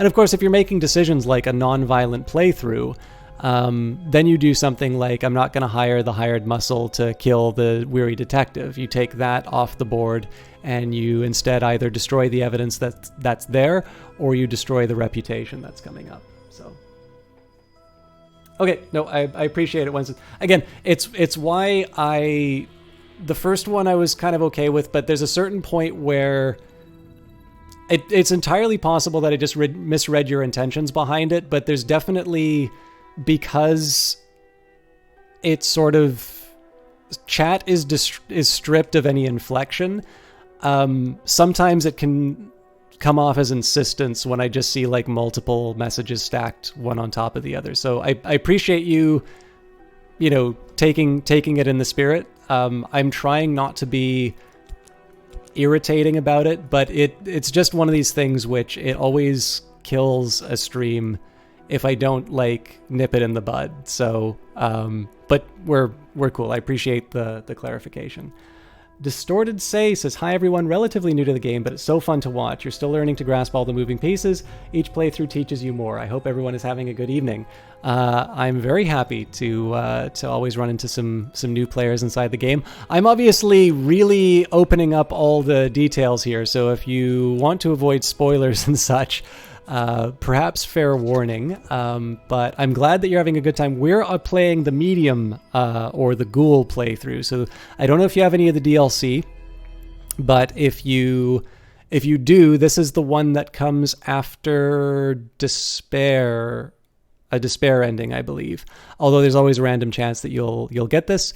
You do need the DLC to get it, but this is a little bit of a unique kind of a background because the Temptation Remembrance can't actually be changed, and you will see in about 569 seconds what the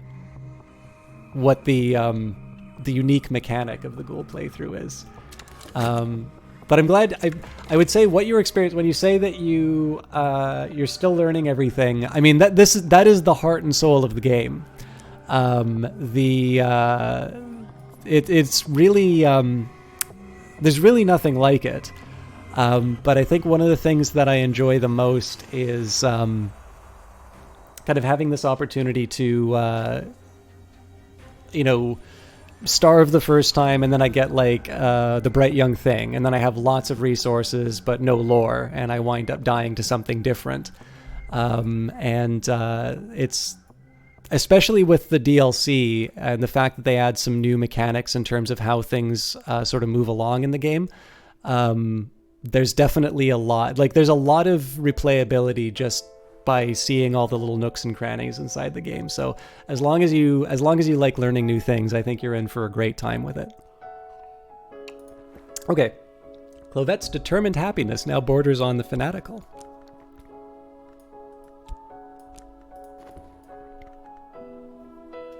And Winston's, I reread your messages. That was fine. I misread what you were saying. I apologize for that. I was definitely under the impression that it was a lot more thou shalt than what you actually wrote, and that's just, unfortunately, that's a hazard of me. That's a hazard of me just kind of glancing over while I'm trying to explain something to someone on there. That's my bad at taking umbrage to it. I essentially misread your intention on that. Obviously, you clarified already, but just as I was looking at the other chat stuff here, I saw what you actually said as opposed to what it looked like, and that was my bad. Yeah. Normally I don't want to dwell on it, save for the fact that I made a mistake, and I should probably be more upfront on that. So again, I appreciate you being a good sport. Let's chat with Miss Nania. All right, so the real question here is if I want to risk adding another notoriety. That's not my smartest choice, but it's something that will get me a follower faster than the others. So I am going to do it. But the next thing I'm going to do is get Clovette to work really hard on killing the reputation. So while I was returning to the depths, one appeared in front of my eyes whose mouth was sealed. When I saw them in the great emptiness, I cried out, I think that last night I met another soul in the wood. I will never recall exactly what we said one to another, but I think that we'll recognize each other in the waking world. All right, my desires grow in number. It may be that they will always outpace my actions. Well, you know what? If you're anything like me, so the one... oh, that's right. I can't bring up my Steam while I'm in the game. It crashes my streaming options. So I think because the Ghoul only comes after Despair, I actually don't have the Despair ending achievement yet, because all my Despair endings happened during the itchy access period when achievements weren't implemented. And then, of course, similarly, I actually have my Grail Apostle victory, despite the fact that I don't actually have my base Grail achievement. And the reason for that is I got a special save file to do that Steam stream, which basically started me off with the Apostle victory, the Apostle legacies. Because of course, on release day, there's no possible way that I was going to be able to get through the entire game on time to do that Steam stream. So I mean, I look like if you were to go and like actually look at the timestamps, I'm gonna look like just some filthy cheater. But the fact is, it was actually an earned Apostle victory. Well, I mean, I did ultimately do some cheats to make sure that we got through to the very end of it. But yeah, like in this case, my timestamps, when I finally get my base Grail victory, it's actually going to post-date the New Game Plus ending, and that's just purely because I had a special save file for that purpose. Also, I have a feeling nobody's going to care enough to take a look at the timestamps on my profile, but there's some bizarre background for the story. But yeah, I think you can force it. I actually think if you go over here, I have the power of the internet, so let's find this out together, chat. So, the Ghoul. By the way, for those of you who are sufficiently interested, the Anthology Edition, obviously the Steam sale's done, but you can get a 15% off. You'll get the soundtrack as well. But the Ghoul...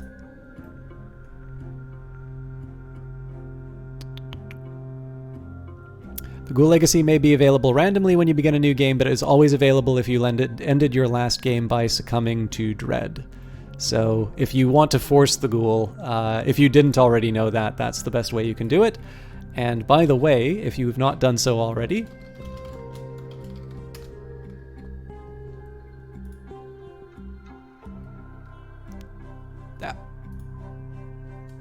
the Book of Hours is here. So you can wishlist it now. You just make a backup of your save file every time you start as a new character, so you can try again. Like, oh, fair enough, yeah. But yes, there is, and that is true. By the way, that is true for every legacy. For those of you who are wondering how you get certain legacies, each legacy is triggered by. Well, actually, maybe the base ones aren't, but. Basically, they are triggered by certain events in the game. So, for instance, I believe the Detective Legacy is available after Bars Across the Sun. So, when you're imprisoned, you get the option of playing the detective. I'm pretty sure if you starve, you get the Bright Young Thing. I can't remember the others. The Priest is Fascination. The Dancer is, I can't remember. Anyways, losing in this game still unlocks other possibilities, and it's one of the things that makes this game so memorable for me. There's lots of things that make the game memorable for me, but I just really like the way that it's a challenging game in the sense that you can invest a lot and then you wind up losing and you have to build it all again. But it's also the way that you unlock some of the potentially more interesting legacies inside of the game. So I think it's actually the thing is that this game probably has an earned reputation for being quite challenging, but I just think not enough weight is given to the fact that quote unquote losing actually opens up other parts of the journey, which can be quite rewarding. So anyways, Miss Nania's eyes are thoughtful, and in 30 seconds we'll have some restlessness to play with. As well as some extra mystique, although that may or may not be a desirable feature. It's also kind of interesting to reflect on the fact that a fleeting reminiscence I could paint multiple times with, and a restlessness gets consumed, whereas the reputation as a medium, it's actually the inversion of painting that... like basically the two things you want to do as a ghoul are kind of mirror images of each other, that restlessness goes into painting and is consumed, where fleeting reminiscence stays. And as a medium, restlessness stays where fleeting reminiscence is consumed. I always thought that was just a neat little touch. I have no idea if there's any deeper significance behind it, but I just kind of liked how it worked out. Okay, Wrapped in the King. Detailed accounts by James Colin Murphy of secret bacchanals and ecstatic dances observed in necropolises and graveyards in southern Europe, in Egypt, and in Anatolia. The author is a self-confessed ghoul, an eater of buried flesh. He claims to have witnessed the dances while at his feasting. The dances draw from the traditions of the mysteries of the cults of Isis and Sybil, but include both symbolic and literal flayings, and the human heart is always central in the rites. The author punctuates his accounts with queasily sensuous descriptions of his own interrupted feasts.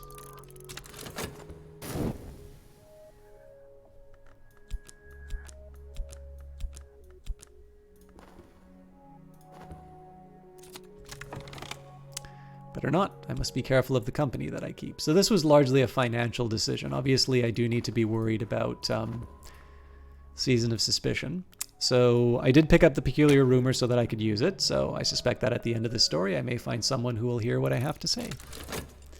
Oh, by the way, I was meaning to ask you, Distorted Say, if you're still here. And sorry for dragging you out so much in terms of chat interaction. I know some people prefer to just sit back and watch this sort of stuff. What made you new to the game? Had you had your eye on it for a while? Or was this something that you wound up picking up on the Steam sale? Or I'm always curious what brings people to this game. Right. Dream-wise, there's not a whole lot for me to do with it right now. So let's go through the wood. I've always wondered... No. There's a side of me that sort of wondered because Moth... you subvert Grail into Moth. I'm pretty sure you subvert Grail into Moth. Then it's Moth Lantern. Obviously Lantern, a higher level, will get us through the woods. I was always wondering if there was something about the procession that would indicate where you need to go. But in this case, we'll just take our passion and go through the wood the old-fashioned way. All right, my strength attracts comment. Not all the comments are compliments. I draw my pay and leave. So I've got another vitality to work with. I was originally originally did this to try and pursue another level of health, but I believe I actually need stronger lore before I can do that. So let's focus instead on my medium job. And I will recruit Yzabet first, but I'm going to start getting Clovette on the charm offensive before too long as well. So, Children of Silence, Yzabet, and Acquaintance. Yzabet has always been most comfortable by moonlight. She has excellent night vision. She is often overlooked in daylight. And we will give her the Sexton Secret and try and bring her into the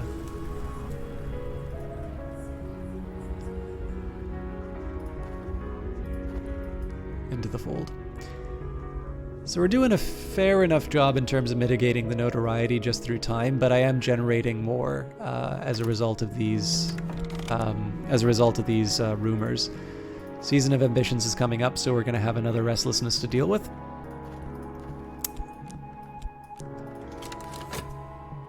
So I think what I'll do is I will use the Fleeting Reminiscence in a trip to the medium. So basically,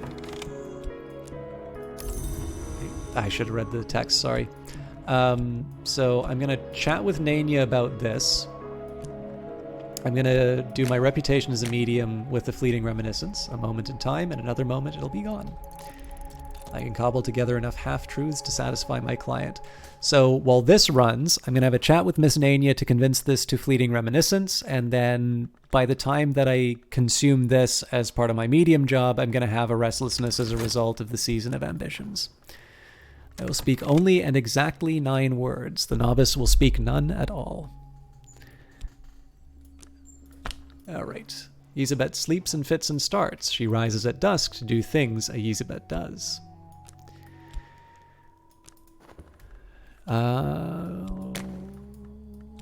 Righty. Seek consolation from Miss Nania. Miss Nania's eyes are kind.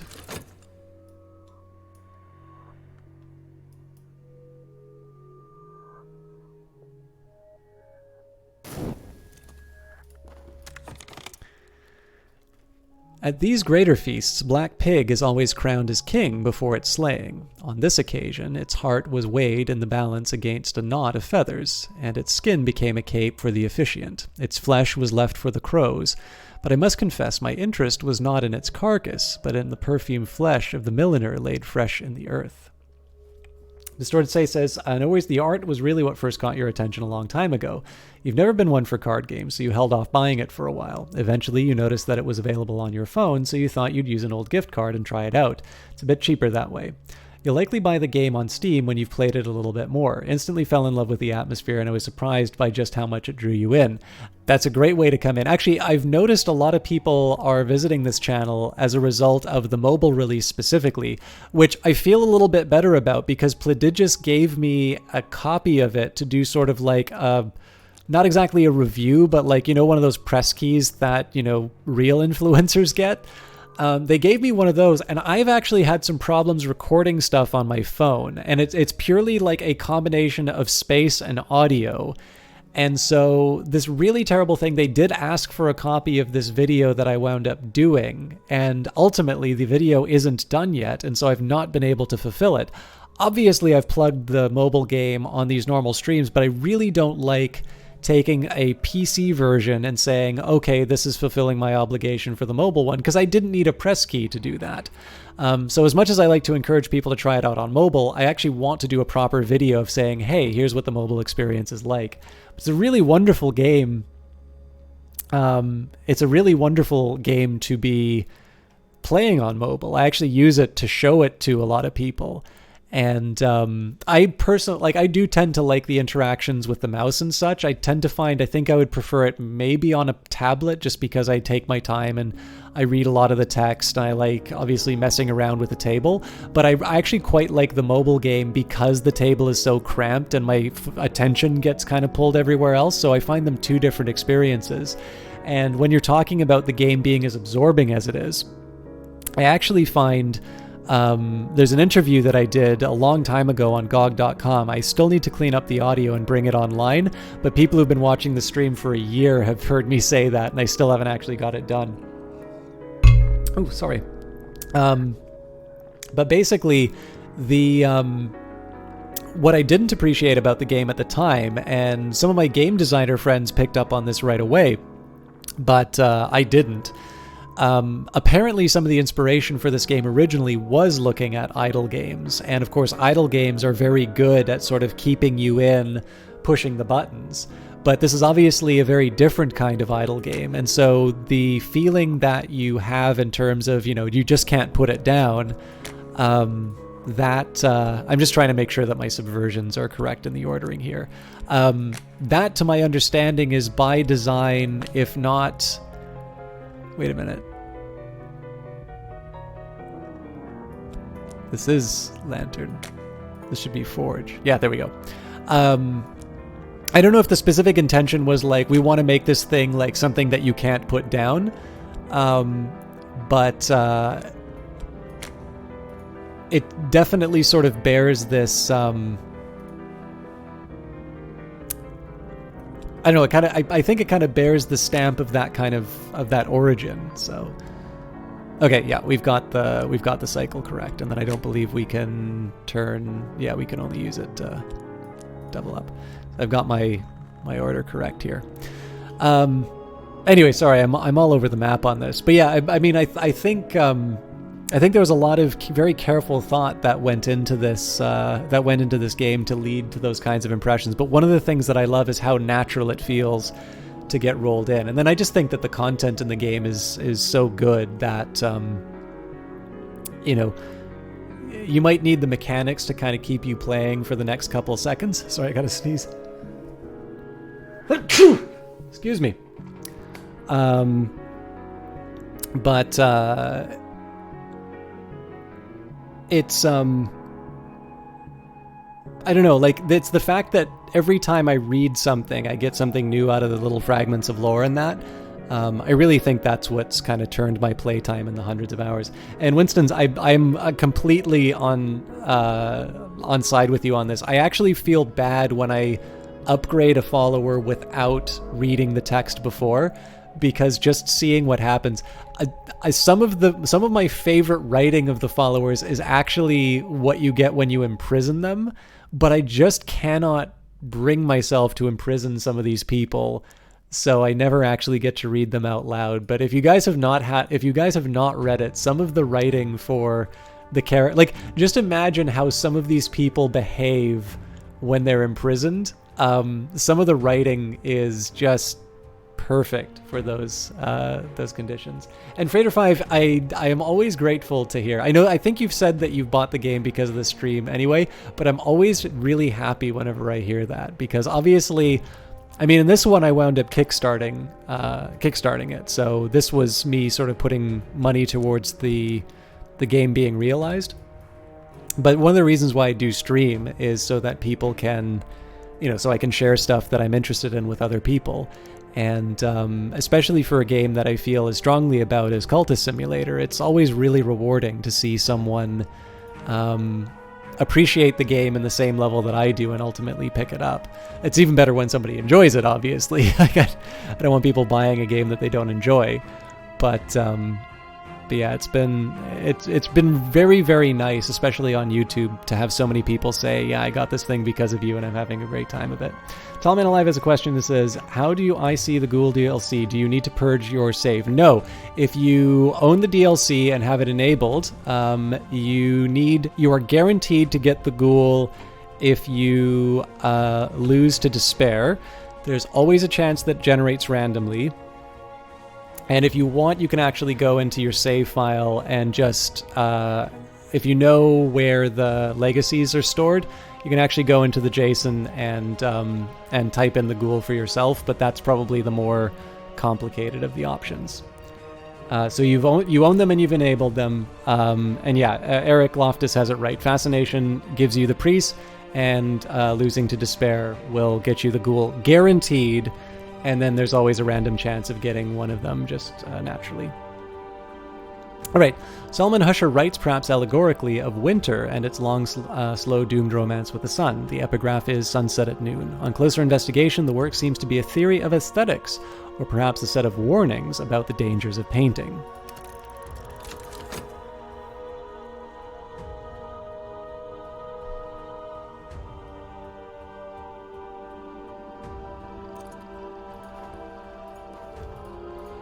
An unpromising address, but a promising resident. We've got Porter and acquaintance. Porter was a barber until the court case.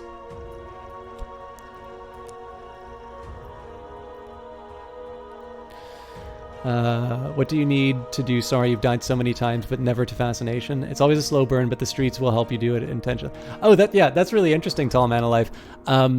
Because I actually tend to find that fascination is the one that I am more likely to die to than despair. So if you want the priest, you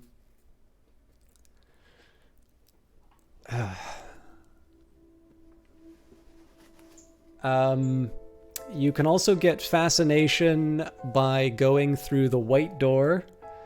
I believe both the Orchard of Light... Actually, maybe the Orchard of Lights never gives a negative. I can't remember if the Orchard of Lights gives fascination, but I know if you go and talk with Teresa Gallagher, there's the chance that you see the dead dueling and it generates fascination. White door... I don't think it's the one that you need to use heart to go through. I believe there's always two types of lore that will allow you to go through a particular door. It's the one that you need to answer the riddle for. It's the one past the stag door. Oh wait.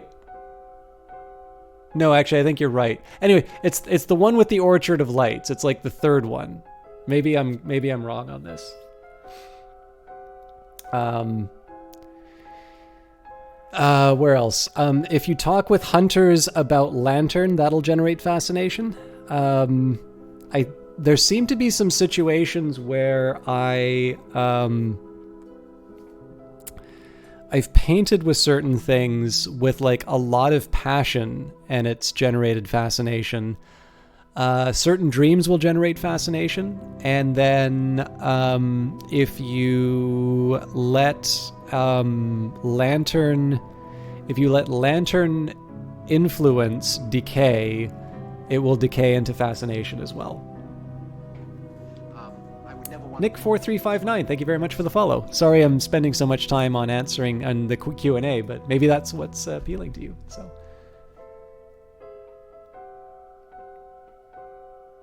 yeah, so the riddle's always random, but I believe it's so whatever one has the Orchard of Lights, the one that's not the Orchard of Lights, it's like a tent. I just don't remember the exact name for it. It's the one where you meet Teresa Gallagher, or the woman with the glasses. That's definitely one that can generate fascination. Although I believe the level above that, if you go to the Painted River, that will also potentially generate fascination. But yeah, the easiest I can say for you, Tall Man Alive, is I actually personally find it easier to lose to fascination than any of the other lost conditions. So I think once you put yourself on that path, you're going to find it a little bit more straightforward than you would. I think it's the third, but I'm pretty sure both the third and the fourth. Okay, actually, let's work this out. So you've got if you go backwards, there's the peacock door, there's the spider door. There's the one that has the Painted River and the sharp stair. And then the one below that has the Orchard of Lights. And then the one below that, isn't that just the woods? Lodge of the Sage Knight. Thank you, Existential Reality. Anyways, tell you what, we're going to enter the wood in 1.4 seconds, and I'll be able to point out exactly which ones I'm talking about. Okay, here we go. There's the wood. Okay, so the white door is the second one. That was my bad. So, places you can get fascination, Tall Man Alive. So, the lodge is the second tier. So this one will definitely be able to give you fascination. I don't think the Orchard of Lights has negative outcomes, but somebody might be able to correct me on that. The Painted River can give you fascination. I don't go through the spider door enough to feel comfortable saying what you can get from either one of these.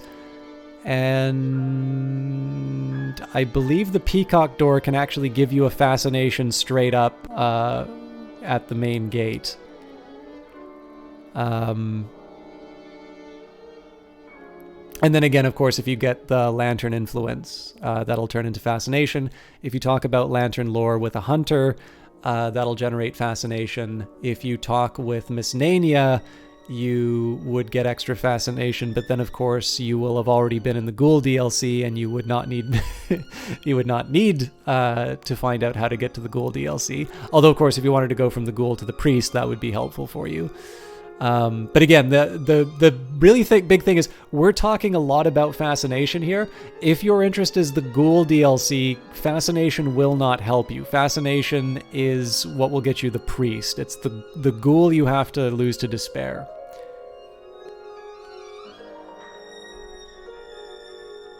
Oh, fair point, Loftus.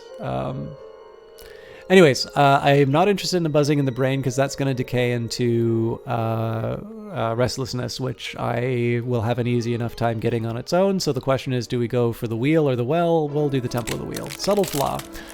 Laces uncoil, windows swing open, locks move as if oiled. A second order influence, apparent to the perceptive, instantly recognizable to an adept. This can be used in some rites to summon minions.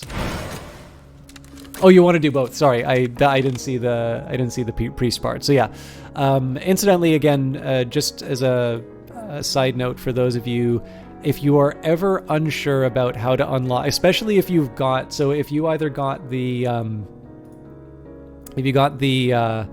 Perpetual Edition or you got basically, if you own the DLC and you've not played them and you're not sure how to get them, if you click on the DLC itself, it'll tell you, here we go, win a minor work victory at Glover and Glover to unlock the Dancer Net Legacy on your next playthrough. We're just talking about the Ghoul, so I'll use that, although we did just mention it. Available randomly when you play a new game, but is always available if you ended your last game by succumbing to dread. In the worst case scenario, you can always go to the Steam page to figure out how to access the content that you paid for. And yeah, it is worth mentioning that all of the DLC runs, like even the Dancer, adds different mechanics, and I don't think they entirely assume that you've achieved victory with the other ones, but they definitely have fewer. Like the core rotation is like most people's experience of Cultist Simulator is you start as the aspirant. Everybody starts as the aspirant. Then they starve to death and they get the Bright Young Thing where they get a lot of wealth and they don't really need to worry about starvation. And then the Physician is usually the one that they seem to win on. And some people still die on the Physician, that's totally fine. But basically, most people seem to go through aspirant, Bright Young Thing, and Physician, and that's sort of when the threads start to kind of unravel and people kind of go down their own paths. So, I mean, as with all games, play what interests you, right? If you are really interested in the Dancer, then go ahead and do the Dancer. But definitely, especially the Priest, it has some certain expectations about knowing how to do certain things and essentially be able to sort of uncover a tricky way to achieve your particular goal. Although, of course, there's always other ways of finishing the game. Like, you don't always need an Ascension for it to be a satisfying ending, obviously. So, oh, that's really interesting. The majority of people... So if you ever want to figure out... I'm sorry. I always keep going to Steam. This isn't exactly the most entertaining way of covering this, but in... just sort of for the interests, if you guys have ever wondered sort of how people interact with this game, you can get a bit of an idea from the achievements, right? So, you know, half of all players have dedicated themselves to the Mirror of Glory. So, you know, half of the people who've played have made a mirror cult. And it's fair to say in this case, this is probably the first cult that people found. 43.6% of players have gotten a starvation ending. 42.5 have lost to despair, and 40.1 have made it through to the woods. So there's some interesting implications here. So there's no rule saying that you have to make the Mirror of Glory. It's entirely possible to read this number that half of the people who own the game or who've played the game, I'm not quite sure whether it's an ownership or a player, have like played the game for some amount of time.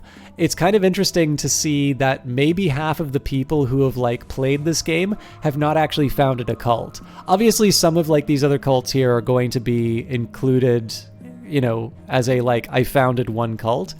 But it's fair to say that most people who play this game starve to death, and despair is like right on its heel. This is almost certainly.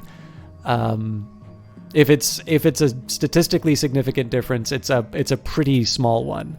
But the really interesting implication here is definitely the wood. So it really seems to be that over half of the players who've played this game have not actually seen the Mansis. And that's a really interesting number, right? I'm not quite sure what to make of that. Yeah, that's the key thing here, Tall Man Alive, is that I absolutely concede that there's some number of players who will have founded a different cult, but it is worth keeping in mind like the first bits of lore that you get and things like that. Like I don't think it's a coincidence that there's a density for one particular cult over the others.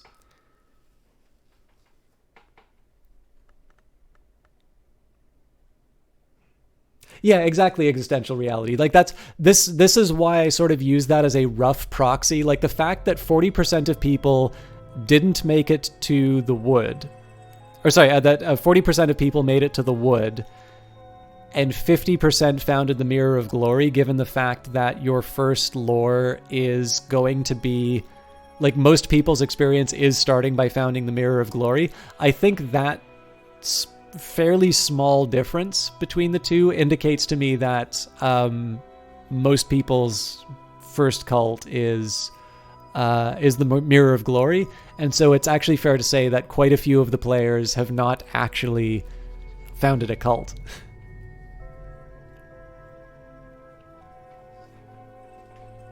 Well, it's a game for smart people. No, I'm kidding. It's, yeah, I mean, so here's an interesting fact. A lot of people were complaining. Let me read the text here and then we'll carry on with some of the game.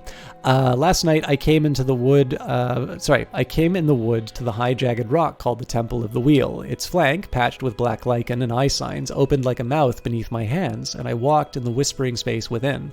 The gods who were stone, the first of the hours, were almost all gone now, but here their voices remain: Wheel, Flint, Tide, and the others without names. So obviously we played A Way Out not too long ago, and again, I do want to plug that VOD for those of you who are interested in it, because Johnny did a really wonderful job of making that a really fun cast, and I'm personally very happy with how it turned out, but it hasn't quite been getting the attention that I thought it would. Which is fine. Obviously, people can engage however they want with my stuff. Just because I like it doesn't mean that it's good. But apparently, the telemetry for that game indicates that 50% of players have actually played to the end. Simultaneously, one of the most common complaints about the game is that it's too short. I think we got it finished in about 5.5 hours. I think it's exactly the length that it needs to be, because I think a mandatory co-op game is... I've never been able to figure out... Oh, wait, it has to be winter. If we go to the next... Or is it winter? I can never remember the order of the doors. We literally just did this in the wood, and I've already forgotten it. Yeah, it's you get this really curious sort of division of attention, right? In one sense, you've got only half of the players completing it, and of apparently the other half feel that 5 wasn't long enough. Now, again, they're not mutually exclusive. It is entirely possible for half of the people to not find it worth completing, and the other half finding it so compelling that they feel that it was not actually worth the money until there was more. But the developer, Hazelight, and particularly Joseph Ferris, the designer, is not at all happy with the idea that people take such a low... Like, for A Way Out, that completion rate is very high. And like his line on this is like, would James Cameron be happy if half of the people stayed to the end until Avatar? No, like, it's ridiculous that we should expect the number to be as low as this. So to be honest, knowing that, I'm actually a little less surprised that some of the later content of the game hasn't been accessed by that many players. Number one, if the percentages are based on the number of people who own it, there's absolutely going to be just a number of people who've never opened the game. And obviously they were using the achievements to estimate ownership numbers. The Steam Spy people, well, it wasn't actually Steam Spy, but Steam Spy was using that method after Steam made accounts sort of private. It's fair to say that that's possible that percentage is actually based on ownership numbers and not people who've actually opened up the game. So there's going to be some percentage of people who've just never touched the game. But I think it's also fair to say that there's also just some group of people who do not find it worth engaging with to actually get to the Mantis. But of course that's the shame, because the Mantis is the really visually arresting moment inside of the game. So Sean always has something worthwhile. I saw your interview on the meditations thing, by the way. I really liked the points that you made on it. So too short is often code for, I feel I didn't get my money's worth based on the expected cost length, as opposed to this did not achieve what it needed to and felt cut off, etc. Yep, I think that's fair. Exactly, Humble Bundle and stuff. You have friends who have it but haven't played. Also, if Avatar was 5 hours long, I don't think you would have watched it in the first place. Also true. Although people somehow still seem to be able to... I had friends... I actually stayed with my friends, but I did not enjoy myself. They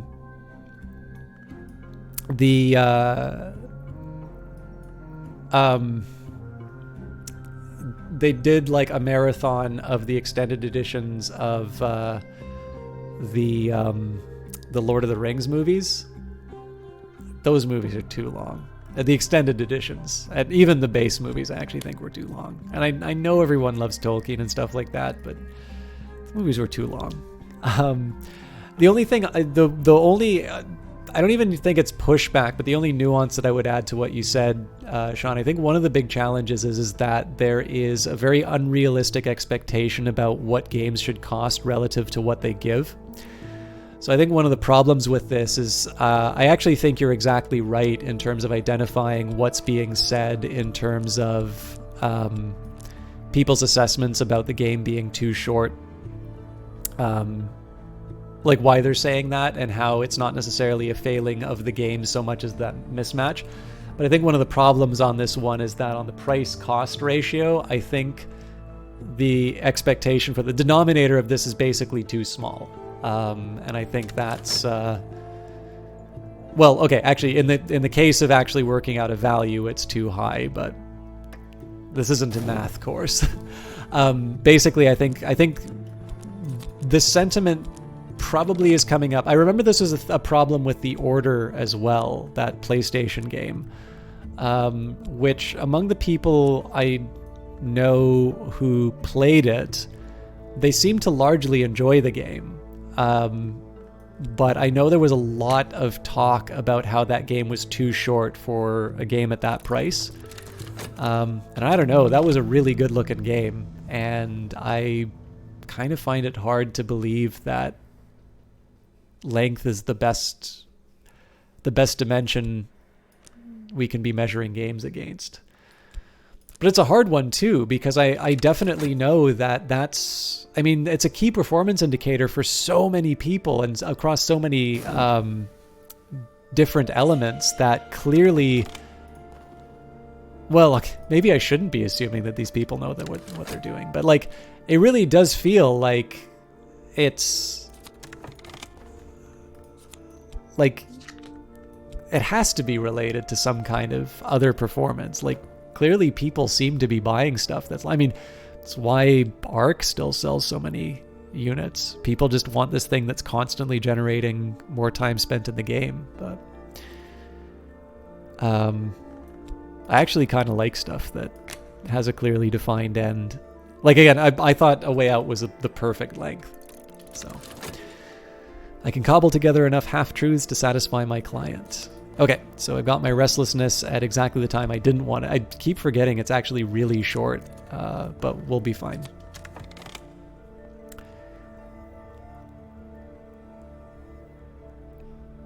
Husher writes distractedly of his hatred of colors and his yearning for death. He hints at a great work he has envisaged or begun, where the palest of paintings will enthrall the world. He returns again and again to certain compelling phrases, which he also claims are the secret words of winter.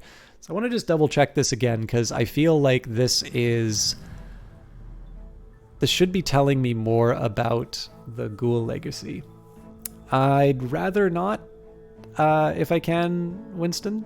If I feel like I need the tip, I'll volunteer. I'll opt in for it.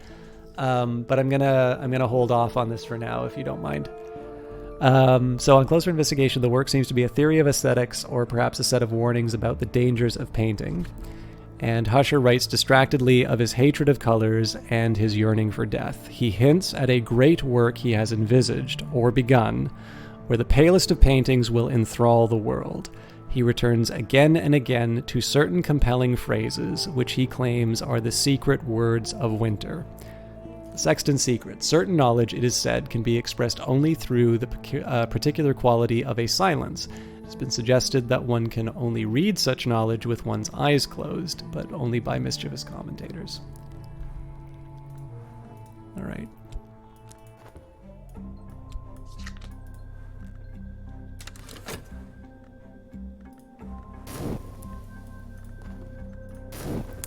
I should probably be using my study. Let's keep working with what we've already got. I should start making some trips back to Moorlands, I think. Some games you buy for the hours that you'll have fun playing it, something like Terraria or Binding of Isaac. Other games you buy for the experience, something like Bastion or Journey. Yeah, well, I mean, everybody has their own reasons for buying what they do. Like, I'm actually kind of interested, Winston, how you got that $1 sorry, 1 hour of entertainment per dollar, because that would suggest to me that movies, unless you're like renting them off of iTunes, I suppose, wouldn't be a good fit. Now, it may be that you just don't actually like cinema that much, which is fair. I mean, I like movies a lot. But I know, like, by that measure, like most, like I think when I saw John Wick, that was probably like $15-20 all told. So at that point, I'm looking at about 10 times in terms of the cost. Although my complaint on most modern movies, like if you watch a movie like Network and see what they get done in about 100 minutes, relative to like Peter Jackson's King Kong, which I specifically did not watch because it seemed like it's an eternity. My opinion actually is that movies are too long nowadays. But of course, if we're sort of measuring by quantity, it's actually a desirable feature for most films. As more for games, but you also don't go to the theater. You'll rent a movie if you're really interested in it. Okay. So, Kittling Ripe and Moldywarp's Graves and Other Stories, a lusciously illustrated tome of loosely connected children's stories collected by one N.K. Field. Few of them are remotely suitable for children. Okay. The protagonist, a speechless cat thing called Kittling Ripe, performs a series of elaborate rites to rescue members of her extended family, culminating in the resurrection of her other grandmother, Moldywarp.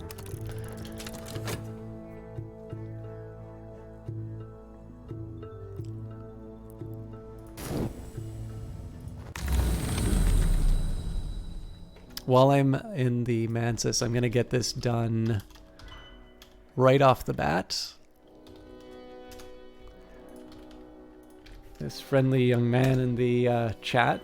I have no idea why I just called you a young man. Sean LeBlanc is a game designer. That is his itch website. There's a bunch of really cool stuff in there. Interview was the most recent. Well, it's not the most recent one that caught my attention, but Interview was one that was very memorable.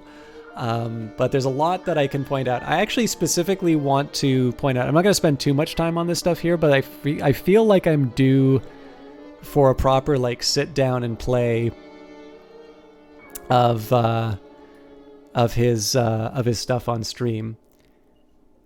That is true, but that wasn't quite how I meant it. I think I was looking for that mental rest to just be able to form the next statement. Anyways, one way or the other, there was a game called User in Your Face, which seemed to be all over the place on a bunch of people I follow on Twitter. And I specifically want to draw your attention. If you go to that itch website, there is a row called Stuff I Made.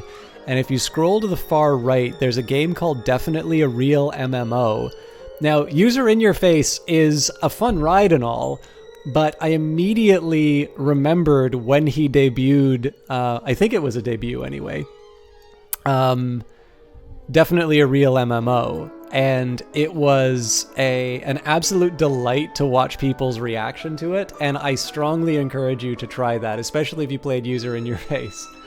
But a few other, I mean, there's a ton that are worth watching, but Interview, I still am charmed by Why Do Bees. It's definitely worth your time to go along.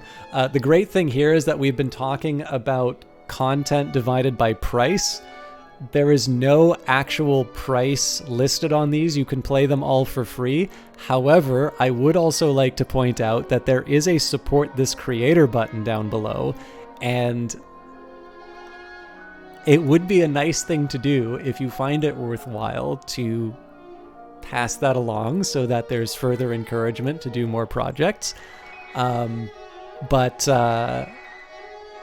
Technically, if our measure of quality is the amount of entertainment you get out of it divided by the cost you got to obtain it, I can tell you that everything on Sean's itch page has infinite entertainment value.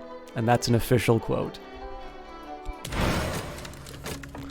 I walked in the wood last night, and the scissors worked in the distance, and the furred things crammed in my mouth and swarmed my ears, and I felt the old urge to drop to wolf fours and nose among the roots.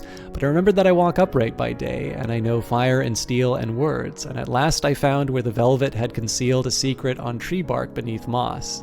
I read it then with the tips of my fingers, and I think now that I could write it in full. Oh, by the way, for those of you on YouTube, the website that I'm referring to is seansleblanc.itch.io, and if I can remember, I'll try to put it in the description down below.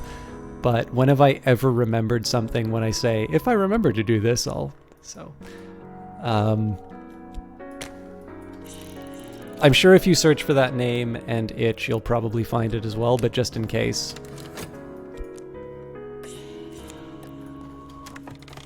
Alright, I've been paid my fee. It's difficult to say whether I've earned it. Fortunately, it's difficult for them to say whether I've earned it too. Okay, now unfortunately, Clovette was busy doing her job. So Clovette, standards of daylight society cannot apply to us, but perhaps we won't emphasize that point. Perhaps we'll rely on charm and good humor. I have supplied elegant platitudes about the high principles of our organization. So given the fact that it's 34 and 95 seconds for this notoriety to go away, what I might want to do is just wait out the rest of the time. Well, maybe bring Porter into the cult and basically make it so that it's one notoriety and a bundle of mystique. Oh, I should probably be working my restlessness, shouldn't I? Anyways, one way or the other, the reason why I sent Clovette off was to try and eat up the notoriety. It was always sort of a low probability event, and it was more likely that she would have taken a sort of a notoriety that was going to deal with itself in time anyway. What I know for sure... Oh, actually, Season of Suspicion's coming up, so this is gonna be fun. It's very likely that these two will go away on their own. Let's get Neville on some more patrols. So unless this notoriety gets picked up like immediately with the Season of Suspicion starting, and even then I actually think there's time for like the detective to prep it, where basically this will be the only one that I need to worry about. So optimism is the spice which saves. So I think probably the better way for me to handle Clovette is wait until I only have one notoriety. The risk is that the combination of the Season of Suspicion and Clovette is going to be eating 2 mystique at a time so that only the notoriety gets left. But if I just sit and wait for the Season of Suspicion to roll through, it's going to inevitably get the notoriety at some point. So that's kind of a chance I'm willing to take. Anyways, Porter, the barber who was a barber until the court case. We will recruit them, and then I'll consider doubling up the winter lore, depending on what it takes. I think I need an erudition for it. I've been paid my fee. It's difficult to say whether I've earned it. Fortunately, it's difficult for them to say whether I've earned it too. And in addition to the fact that it gets me money at a fairly decent rate, it also makes sure that I generate some protective mystique.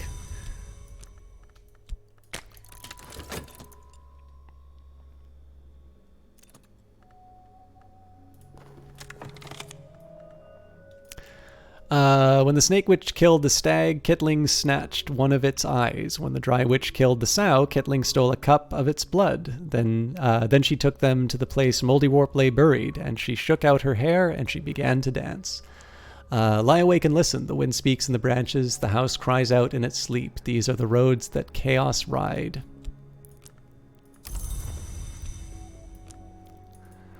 So I'm pretty sure winter doesn't... Oh, wait, I'm going to need... I can get that from...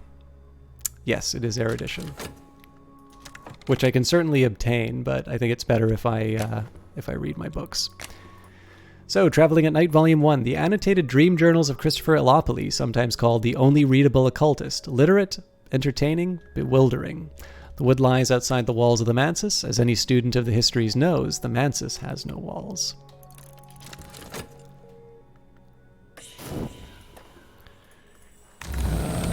Fortune teller. So it's possible that they'll get rid of the evidence, but I'll hold off.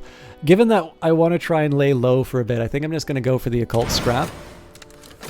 I'm starting to get a fairly decent stock of them now, but I'm still at the point where I can get new locations off of this, so it's not the worst decision. I walked in the wood last night, and the scissors worked in the distance, and the furred things crammed my mouth and swarmed my ears, and I felt the old urge to drop to wolf fours and nose among the roots. But I remembered that I walk upright by day, and I know fire and steel and words, and at last I found where the velvet had concealed a secret on tree bark beneath the moss. I read it then with the tips of my fingers, and I think now that I could write it in full. I was also just thinking, I know we've got this prisoner. I'm not sure if there's a way that I can just outright kill them. Do we ever find out what happened to Christopher? You can't remember reading anything that indicated it. Good question, Existential Reality. I don't think... I mean, obviously there's the reference that the Suppression Bureau did something. But I don't think it ever comes right out and says it. Or probably more likely I was too thick to realize when they came out and said it. All right, I will speak only in exactly 9 words. The novice will speak none at all. So Sexton's Secret, this means I'm going to be getting old and happy far off things, which will translate into restlessness in 30 seconds. So what do I want to do with that?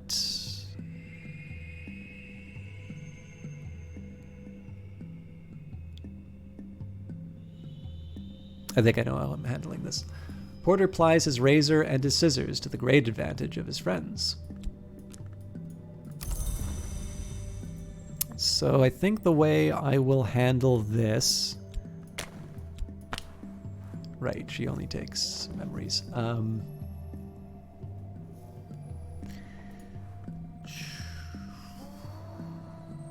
just trying to think how I want to play my talk. So normally what I would have done here was I would have taken my lore and tried to get another member of the cult. But what I'm actually going to do is I'm going to talk with Miss Nania to...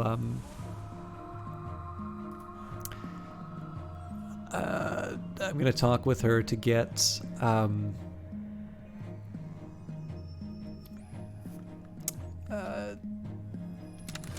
to deal with there's restlessness and fleeting reminiscence that's going to be coming up. I just need to think of the right... I kind of need to juggle these. So let's say...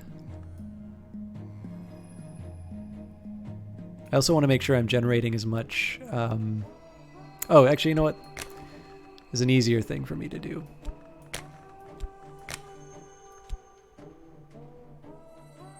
Is this the smartest thing?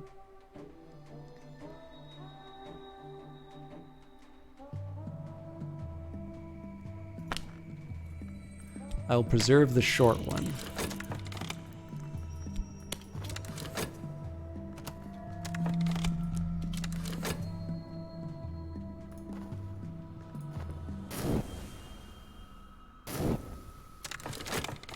And then as far as talking is concerned, now I can actually afford to blab about the secret world. And then I do have enough... No, I don't have enough...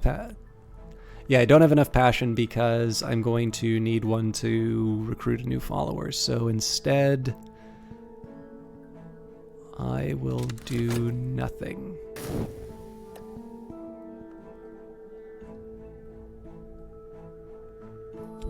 Although I'm a lot shorter on Mystique than I thought I would be.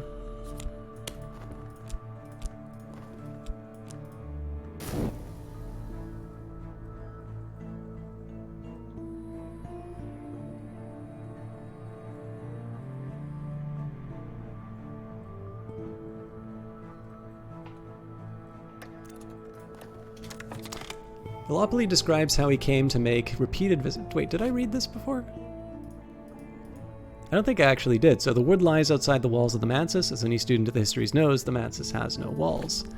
Elopoli describes how he came to make repeated visits to the Dreamwood via what he calls silver dreams. Trying to think your way to the wood, he explains, is like thinking your way to being in love. But I did find a secret that helped.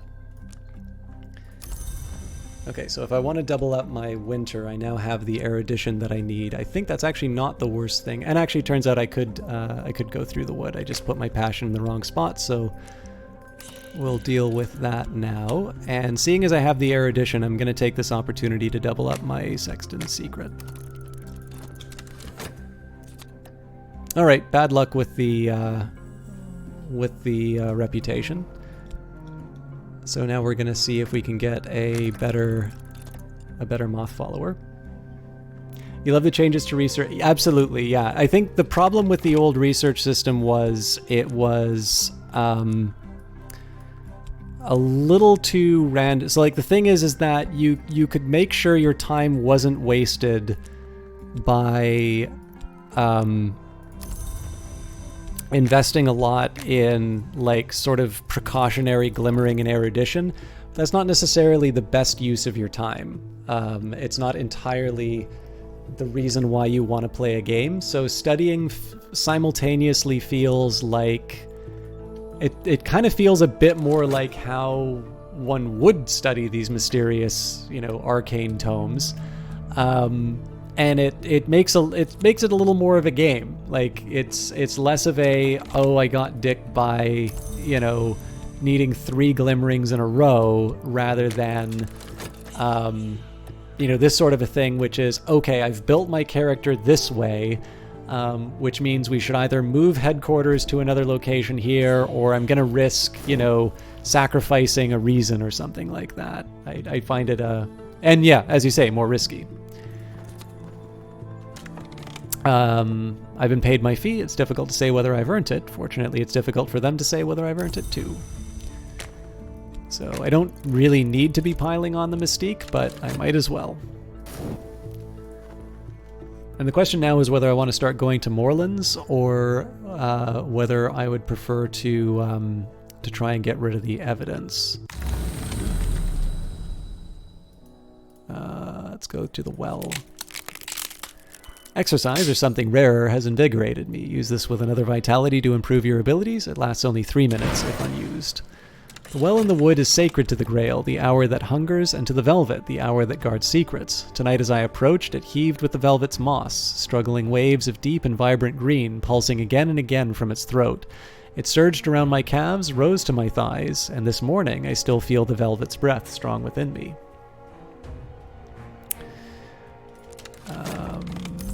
So I think I'm gonna... Well, I still need to make sure that I have passion. I actually can't do anything with my passion right now, so... I could try combining these glimmering, though.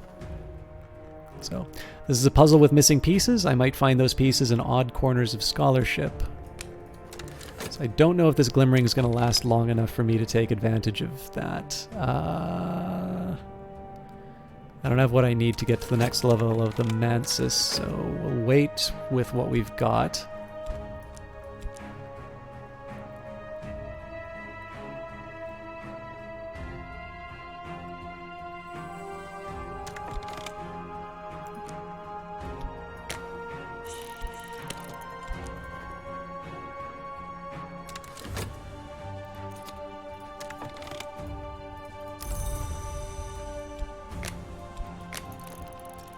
By the way, one idea that I had for... so you know how a lot of people say, oh, why does the game make me manually do work all the time? It's such a drag. Obviously, there are specific reasons why the game is set up that way, but I always thought a really neat way of incentivizing people to engage with like Twitch streams for this. So that glimmering is going to die before I get what I need. I thought it would be interesting if there was a way of distributing like temporary bonuses.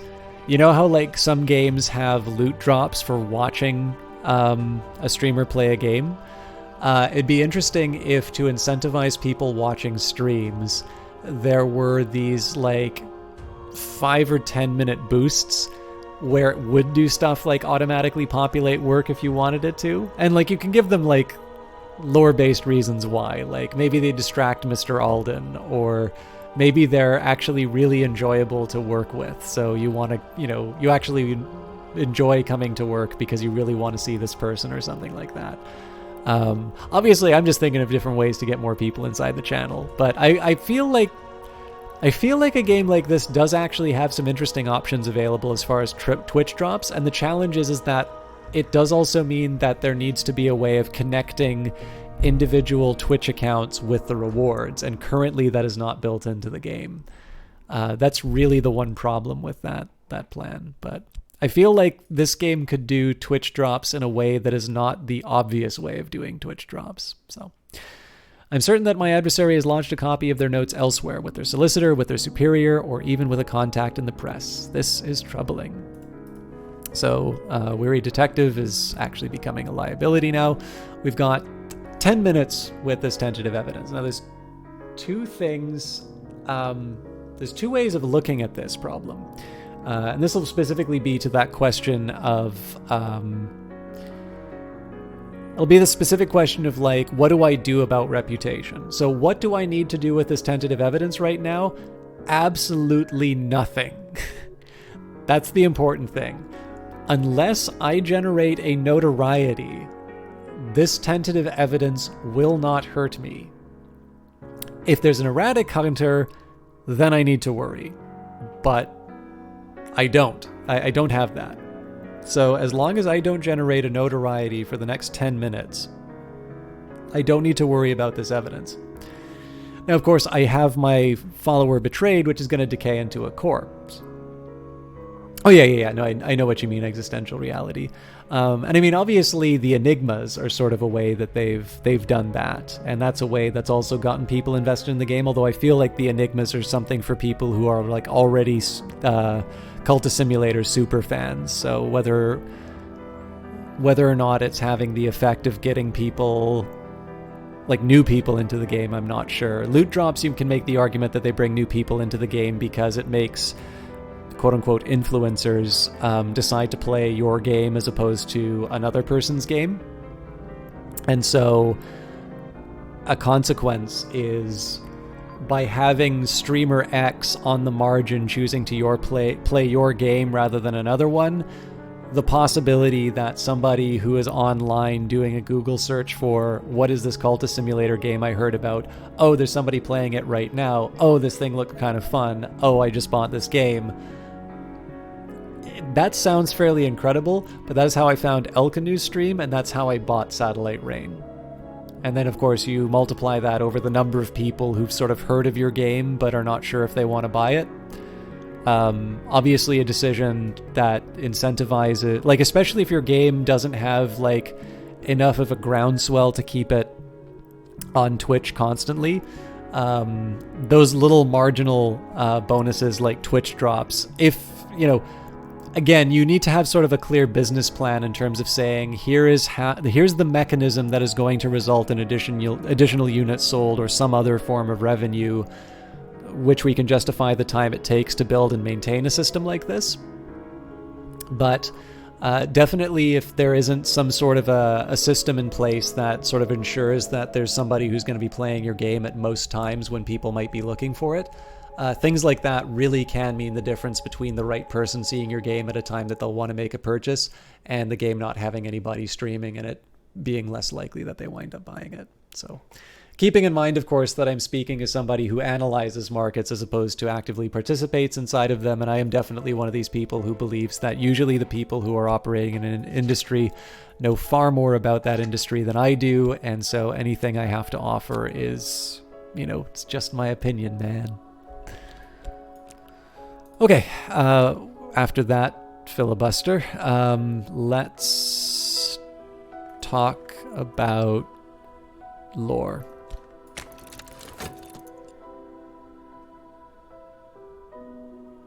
I'll also take the opportunity to get another of the rest. So I didn't really highlight this, but one of the opportunities of starting over again with the Ghoul is, well, I know I mentioned it a little earlier in the stream. It's an opportunity for me to figure out exactly where painting fits in this rotation. I think one of the things that I'm going to do is actually get rid of surplus restlessness Or sorry, I get rid of the staleness by getting rid of surplus restlessness. Although in this case, I think I kind of turned it over a little too fast.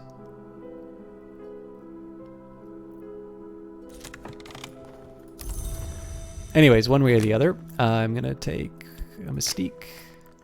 Yeah, we'll take one of the older ones. I need to make sure that I have a passion sitting by, but 11 seconds is fine. And then Neville... Will Neville? No, Neville won't. We'll add to the library. So, the reason why I was spending so much time talking about this tentative evidence not being a threat is I need to make a decision as to whether or not I want to send Yzabet or Porter off to try and destroy the evidence. Because trying to destroy the evidence and failing will result in notoriety, and all of a sudden that notoriety can turn this into damning evidence. And then I'm really in trouble. I could spend money on better paints, or perhaps I could find more exotic pigments. Oh.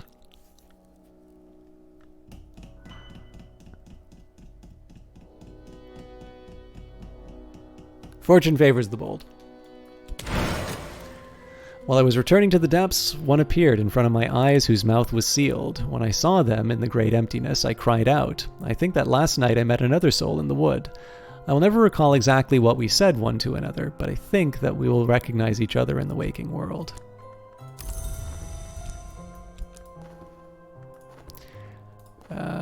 Fascination's coming up next. So I want to see what's coming up in the next season. But I think this is one that I'm willing to risk. Okay, the Orchid Transfigurations. This is in Latin, right?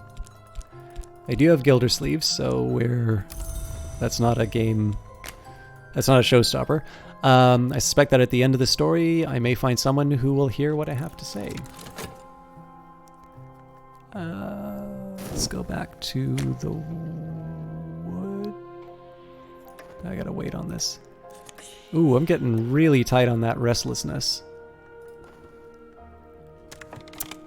I've increased my mastery of the ragged lore, which we call by its aspect winter, a white ceremony. When I speak it, my lips don't crisp with frost.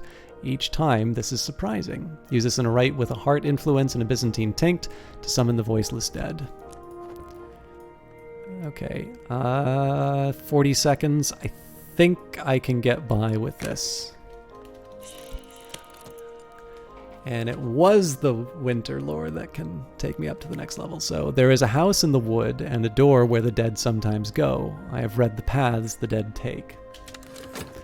Oh yes, and study, so Introduction to the Histories. A 17th century mystic and antiquarian Claude Herschel describes divergent incidents in 5 major histories. The prologue warns at length of the iniquities of one Julian Cosley, a former colleague, who Herschel now describes darkly as a worm of worms. It seems Cosley advised Herschel early in the writing of this book, but Herschel later became suspicious.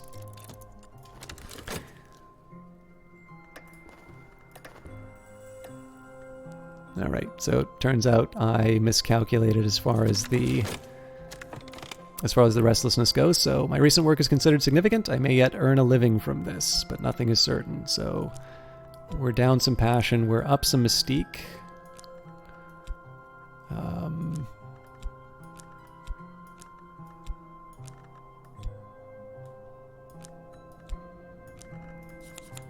Not the best haul. But I'm at least back in the game as far as... Oh, okay, we did actually get the acquaintance, so I don't need to worry about preserving passion anymore.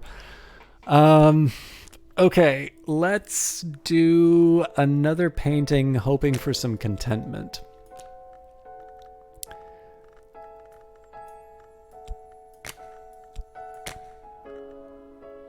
Ah, crap, I don't have any passion to throw at it, though. Well, you know what? I'll take the staleness.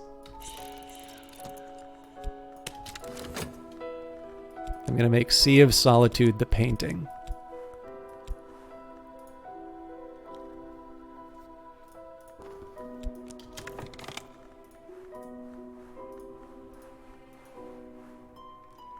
Okay.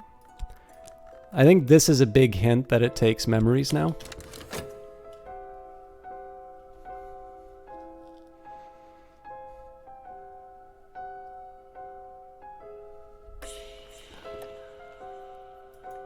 And as always, we'll spend money on better paints. And let's see what happens as the time ticks by. Okay, another calm season, so an unpromising address, but a promising resident. So here we've got Valsine, an acquaintance. Valsine has operated her establishment for almost 20 years. She has never employed an assistant. Her hands are terribly strong. And we did earn notoriety as a result of following the rumor. So good news is Fleeting Reminiscence is now available, so I can talk with Miss Nania about that. Rote effort. Honestly, I'm only going through the motions. The quality of my work will no doubt suffer. Okay, more passion, more mystique, and a hanger-on.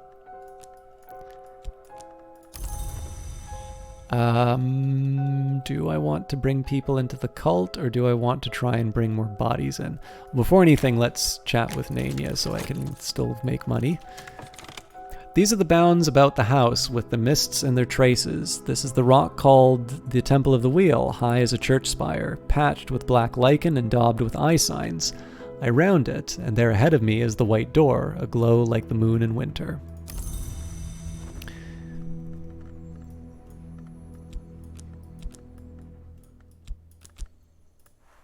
In my dreams, I pass the white door, which has been called the bone door and the gate of ivory. My voice remains outside the house each time I enter. In my dreams, I know the path to the white door through the bounds, but that path is thronged with the dead who pass this way. I will need health to resist their chill. However, it also accepts desire. So, to the stag door. The ascent is slow, winds from nowhere pluck at me. My skin is stained with light. The wood shivers with motion far below. And I keep forgetting to explore, so let's go back to Moorlands because I'm going to run out of books to read. Hirschfeld identifies blood, silver, design, and worms as the central axes of each of the histories and claims that the so-called second history is the true one. So more occult scraps. The War of the Roads, 1450 to 1580, censored edition. Willis Ford describes the War of the Roads, an event in a history other than our own, in detail, but numerous pages have been removed. The name of the publisher is blacked out, and an ominous slip has been stapled to the cover, explaining that Willis Ford has been excised. In this past, a score or more of longs were made. They brokered a peace with the Forge of Days, long enough to set England on a path of early conquest and eventual destruction. The Forge itself devoured the greatest among them. Okay, my recent work is considered significant. May earn a living from this, but nothing is certain. So, more glimmering. Unfortunately, no contentment, and honestly not that much money for the effort we put in. However, we also didn't get staleness, so that's a bonus, I guess. Am I willing to waste the 20 seconds? Yeah, why not? Again, I'll pick up heavy things and put them down again. I suppose in the worst case scenario, I can always go to the Ecdysis Club for some contentment, but of course there's also the possibility that I get notoriety as a result. So for now, I think Miss Nania acknowledges that all will pass, even memory, but memory can be passed like a torch or a treasure. So here, I've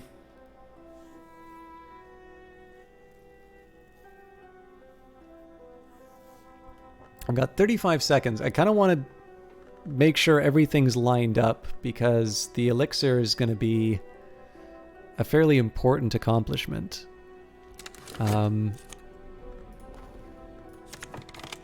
6 letters on necessity, so I found something noteworthy. This will give me my first ritual, which is nice. I have no idea why I'm moving this way. I need to... Okay, so I'm going to need to work with the corpse. That actually means that I pick this restlessness at the worst possible time. So we're going to talk with Miss Nania about it to buy us a little more time. I will go back to Moorlands just because I don't I don't need to keep the explore open. I'm still keeping myself open on the notoriety, unfortunately. Yeah, this is going to be a trickier one to figure out. So, yes, no new plan. I think, honestly, this seems to just be something that the Ghoul does. Now, the good news about it is I actually think that's reasonably helpful, because right now I've got tentative evidence, no really reliable way of getting rid of the evidence. And so essentially making notoriety a needle in a haystack is a potential defensive mechanism. It's not a perfect one, but it's one that will potentially help me out. But essentially, because I always work as a reputation with a reputation as a medium, it just winds up building up a lot of mystique, which, since the painting mechanics were changed, I suspect actually the fact that you generate so much mystique is one of the reasons why the painting mechanic was changed. But in this particular case here, it's been mixed. In some cases, I don't want the investigation to go on as long as it does, and in other cases, I actually find it sort of helpful.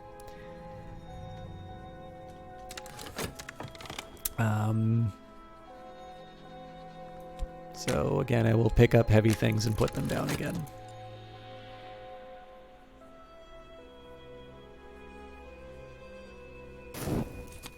Yeah, this is one of the, in fact, existential reality is getting on something that I think is really key to why this game has been as rewarding as it is for me. The fact that it gives you just enough that you can sort of build your own scaffolding around around what's on the table. So what we see on the table is a bunch of mystique, 1 notoriety, 2 words for the mystique, and what, 1, 2, 3, 4, 5, 6. All right, so like 8 words, a bunch of cards, and you build this entire story about who your character is. And I mean, particularly in this case, because we're a medium and we already have this reputation, and we also have people who are sort of followers of us right now. This is certainly one of this case where there's a person with such an outlandish reputation that it is actually hard to try and nail down some tangible evidence. So,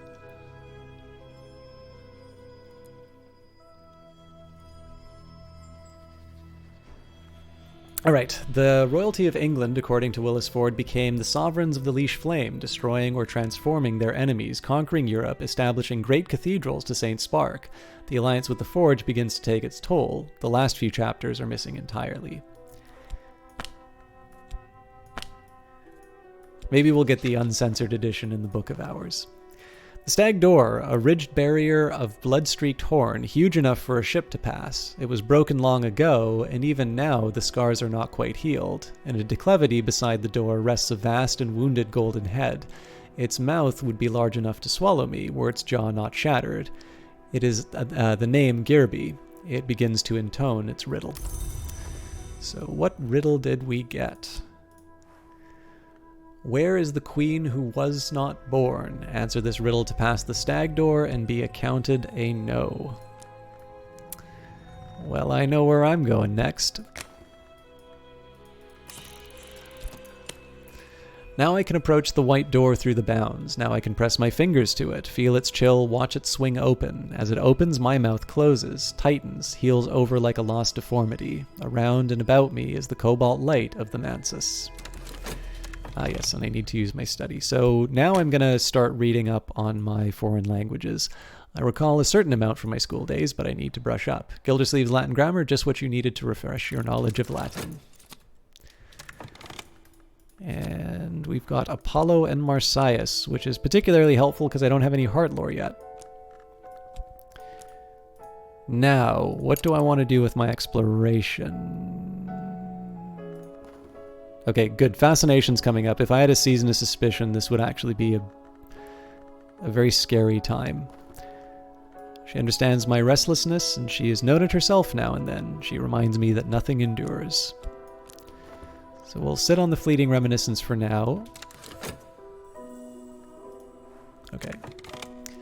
Human corpse. The spirit's departed. At some point, the smell will be so bad that you'll have to dispose of it. But here it is for now. It may attract attention. It may be used to impress the impressionable. Even after the corpse is gone, notoriety will remain. So we've got ingredients, remnants, grail, reputation, winter.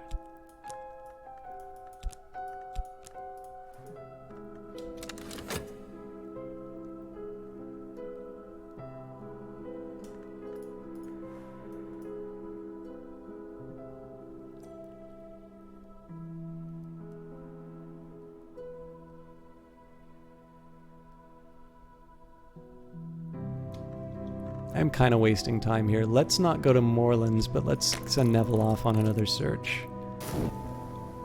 And there's a reasonable question as to why I'm not doing anything about talk. So let's at least bring Valsine into the cult. And I think probably what I'll do is I'll get Clovette to work on the charm offensive. So this one's ready.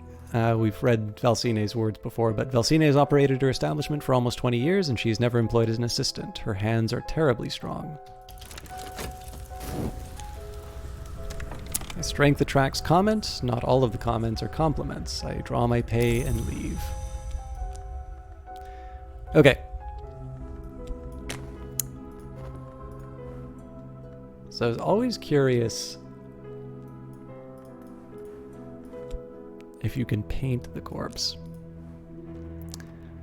But this thing's gonna decay before too long, so let's take the formula. Oh no, I need to study this. Okay, that's fine, I still have time. Let's...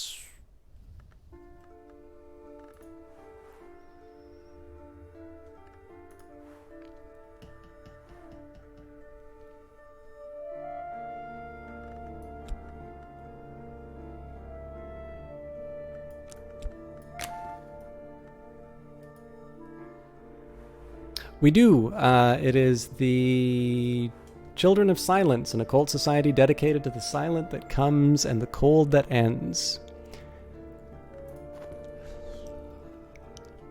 I'm just trying to think if there's the difference between the passion paint and the skill imagination paint that I'm not realizing.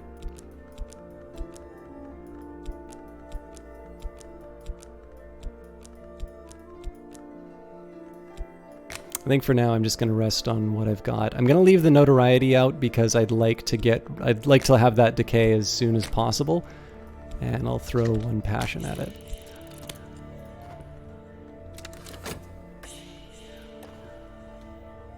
Oh, you know what? I don't need to use the dread. I can just use the fleeting reminiscence. And an experienced swindler. So this is worth spending money on because they'll help me get rid of the evidence.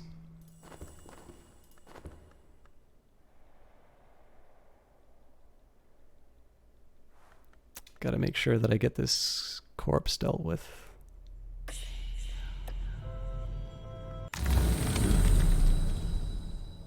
Okay, well, if I want more restlessness, I can get it there, but let's shoot for something higher. Let's go to the Orchard of Lights.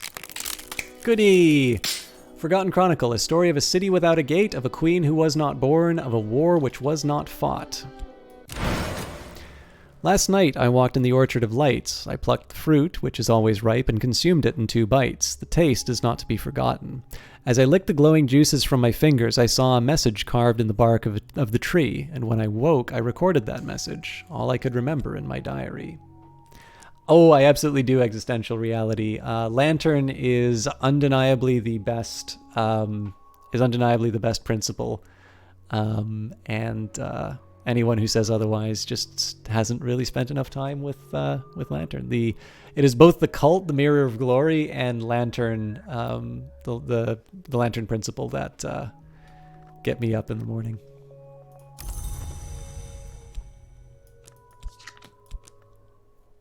Although this is an opportunity for those of you who believe otherwise to say which heretical cult is your favorite. Okay, let's spend money on paints, and let's make sure that I get my study verb back. So the doors of the Palace of Memory are opened. So, temptation.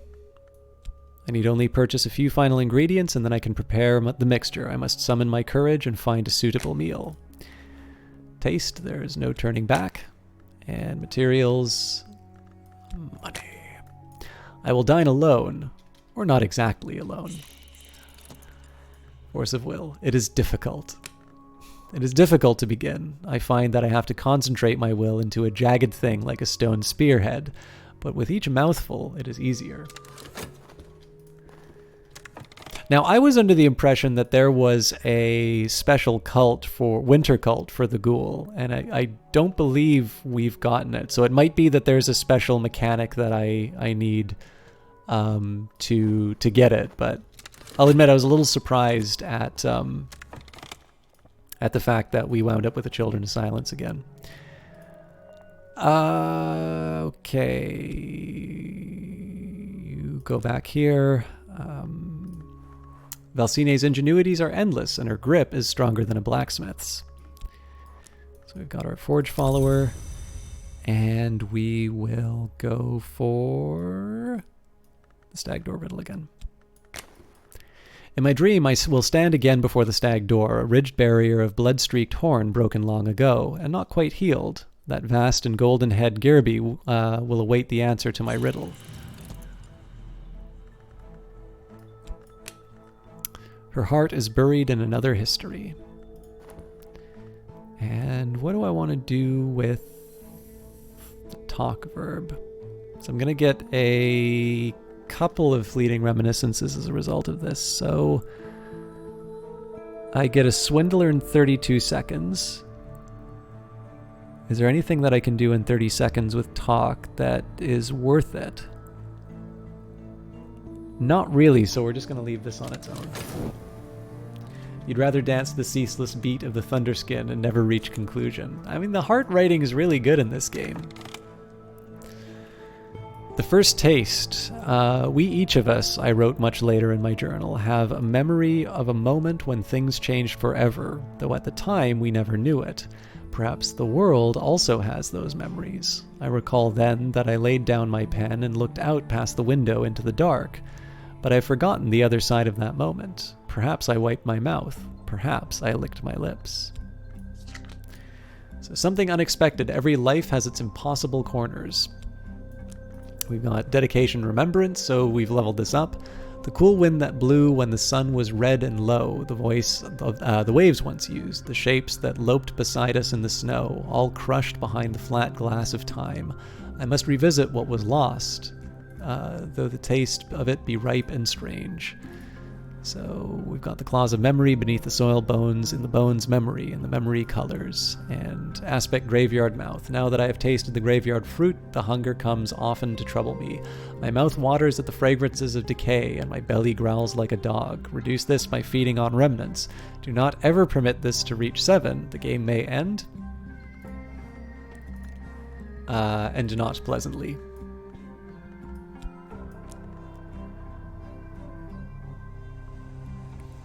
Okay, and new formula. That formula which quickens the memories of decaying flesh in the bellies of the living. Such a thing could not exist without the consent of both the flower maker and the elegiast, and with the assistance of one more hour besides. So, I need to figure out if there's something special I can do with something unexpected.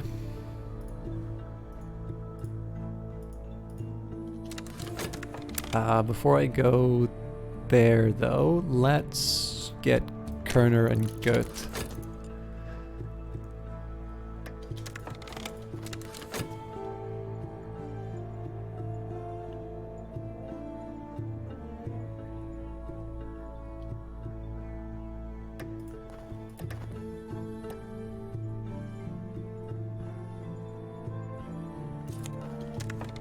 My recent work is considered notable. I've exhibited the latest paintings publicly. Surely someone will buy something.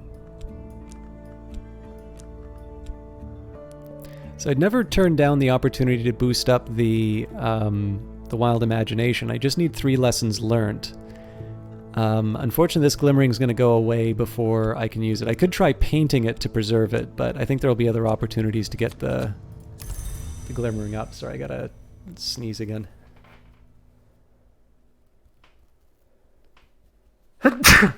Mostly, I want to start experimenting a bit with these memories. And I'll have a little more regular access to them now that I've got Graveyard Mouth. But in this particular case, I have a staleness. So I'm going to deal with that with a couple of passion. And I'll chuck in a mystique just, to continue my reputation. And again, the fact that I can put aspect memory in here now, a life retold, these memories would have been lost to the earth below us, and now they will live on. So I kind of want to see what happens when I paint with memories, because I don't believe I've done that yet. This will buy their loyalty for now. And more fleeting reminiscence. Alright, good work finding them, Neville. So, let's take the experienced swindler and send them off to destroy the evidence. Of course, if they fail, I'm in a world of hurt with that notoriety, but Ooh, and a season of suspicion's coming up, so they better get it done right. I will not be able to attack the weary detective in time if this fails.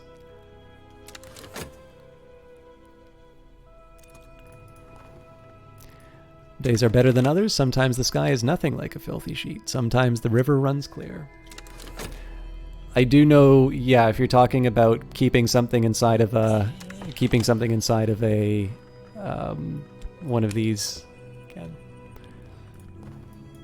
Yeah, I have never heard an official word as to whether or not it's working as intended. I mean, I suspect there is a way to fix it. Whether or not it works well with the way other systems work inside the game, I'm not sure. And there are some moments in The Priest that make me think that it was more just sort of resigning to the fact that you can do it in the game and, allowing you to do certain things easier through that. But maybe that, if I ever get a chance to interview Weather Factory again, I think the holding trick will be... will be like one of the first things I ask them about. I'd love to buy a book, but I'm a bit light on money, and it's not obvious that the colors are gonna help me.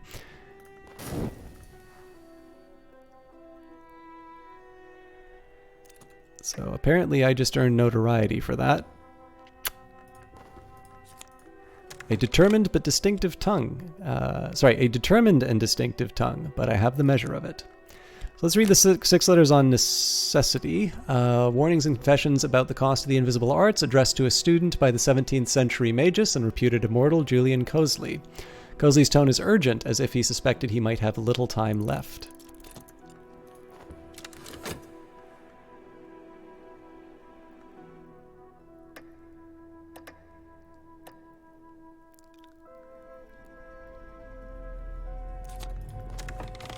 My recent work is considered notable. I've exhibited the latest paintings publicly. Surely someone will buy something. So with something unexpected, we do... Apparently we get to keep the memory, which is interesting. I got some more mystique, which I'm happy about. I seemingly got notoriety, which I'm unhappy about. Hopefully I got rid of the staleness. Nope, staleness went up. Why not? So let's take my reputation as a medium. Let's make the most of these fleeting reminiscences. Although at some point I'm going to need to figure out what I want to do with something unexpected as well. And I suppose I can try and find a hitman for the detective if it comes down to it. Okay, so I don't have a way of summoning anything yet, so the Trembling Heat's not really going to help me. Painted River might give me fascination, but that's not the end of the world in the current state, and the Ascent of Knives... It's hard to think about why I would pick the Ascent of Knives right now, so Painted River it is. Hey! This could be worse. I am ready to improve. The Painted River runs from a great chamber near the White Door, far through the Mansis, to its far edge, where it enters a painted delta of far cloud. I voyaged half its length last night, with a stern-faced captain beneath a rust-red sail. As the clouds rose before us, the sailors raised a yearning shanty and close-hauled the sails to best use the painted wind, and all the while the captain and I discoursed of the secrets of the House of the Sun. So I need 2 lessons learned. It'll be a little bit of effort to try and get the extra erudition, but I think it will be worth it, especially because I have 300 seconds on this thing. And the stag door is going to cost me reason to pick up. So, in my dreams I found my way to the stag door, sometimes called the Horn's Gate or the Adept's Door. I've answered the riddle and I'm counted among the know. So what I think I'm going to do here is I'm actually going to keep going through the white door for now, just to sort of stack up on some furtive truths. Also, I have a surplus of health, and then I'm going to be using my study to just move my way up to that next level of erudition.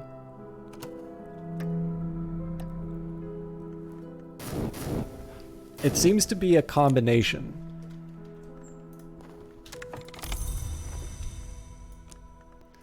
So I tend to find you don't need to go all of one way.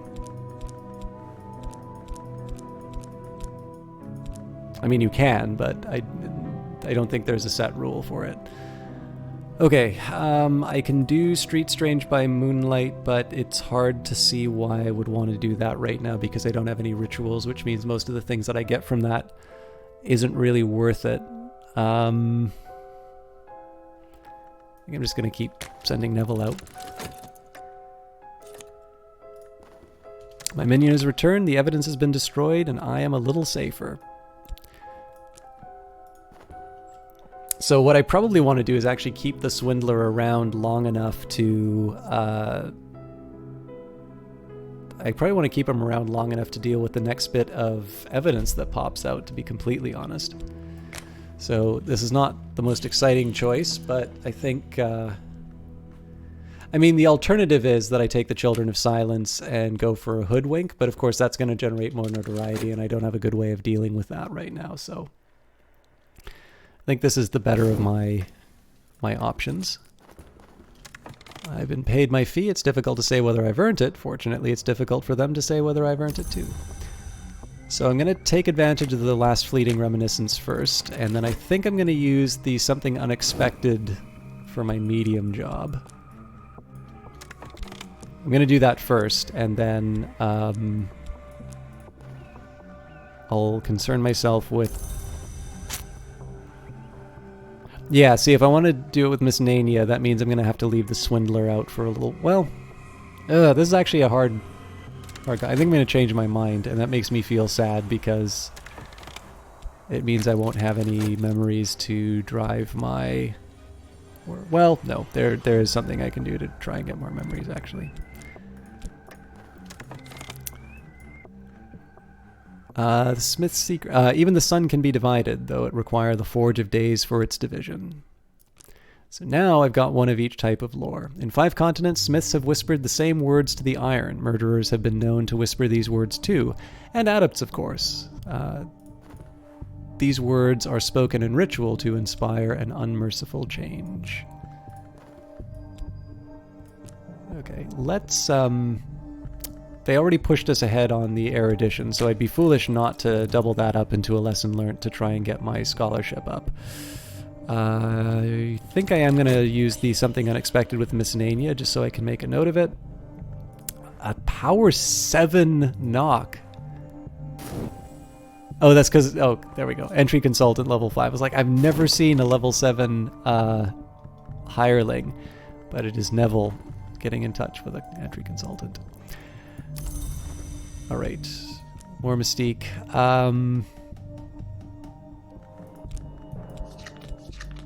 This is genuinely a puzzler for me in terms of how I want to play this. I don't want to find the graveyard yet because producing corpses, so that starts the counter on the graveyard and starts producing corpses at a time when I really don't want them to be generated. I don't have any memories to work with now, at least ones that won't generate notoriety, and I don't want to do that. So I'm going to lose a little bit of time on the Swindler by doing something unexpected with Miss Nania. And in the meantime, I think I am going to use the Wild Imagination again, but this time I'm going to do 2 Passion. I'm only going to use Mystique, which is not the most exciting choice to make. And this time we will do a painting of Porter. And of course this has a bunch of Moth influence, so it also carries with it the potential of giving me an old unhappy far off things. Okay, I wanted a Furtive Truth. I got a Furtive Truth. Many of the dead enter the Mantis through the White Door. They wander its corridors in silence until they are lost. Some embrace each other, some devour each other, some force their way into the dreams of the living. A few record their memories on Mantis Stone where it is soft. They scratch it with their nails, you see. Last night, I read one of those memories. Alright. I should just caution you guys, I'm actually a little bit past the time I was planning on finishing, and I did mention I need to pack and make sure I get an early enough bedtime to be able to catch my train. So I will probably be finishing within the next 5 minutes or so, just as a heads up. But if I can use this something unexpected with Miss Nania, that would be preferable. Also, doubling up the second erudition would not hurt either.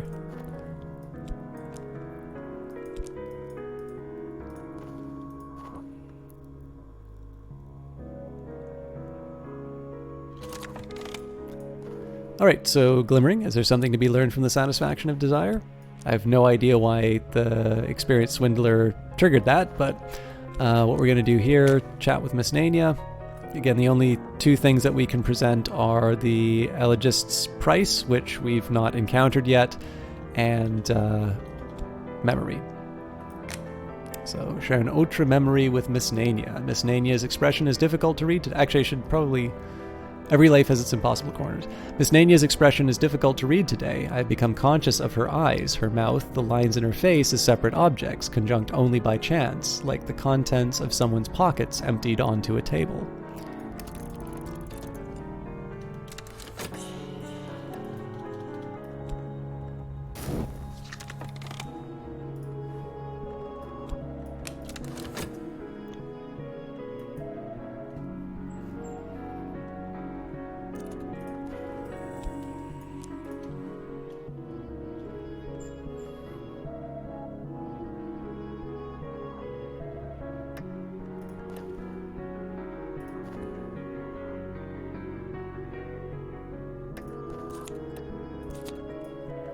So I'm getting lucky on the draws. He's so far just going for the Mystique. I might actually kind of play chicken with... Oh, that's not good. Miss Nania says nothing, but there in the gallery I snatch a pen from my pocket and I write frenziedly as if I have been given directions by someone whispering in my ear. When I follow the directions, I will find something precious. Interesting.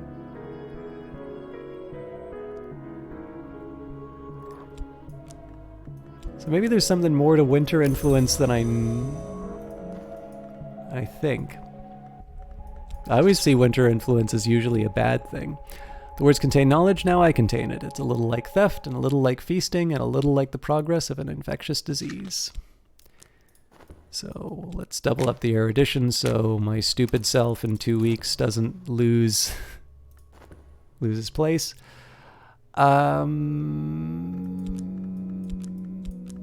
It is very hard for me to argue for trying to find another hireling right now.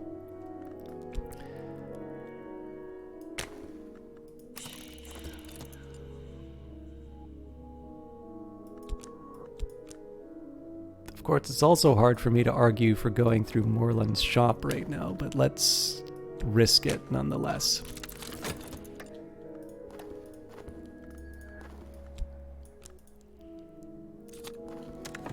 Recent work has drawn some attention. Something should sell.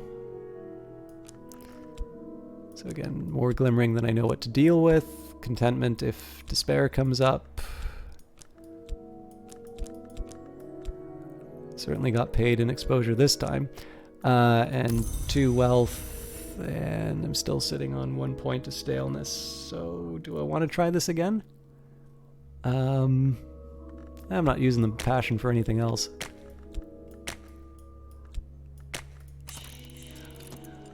This time I'll do a mood piece on my contentment.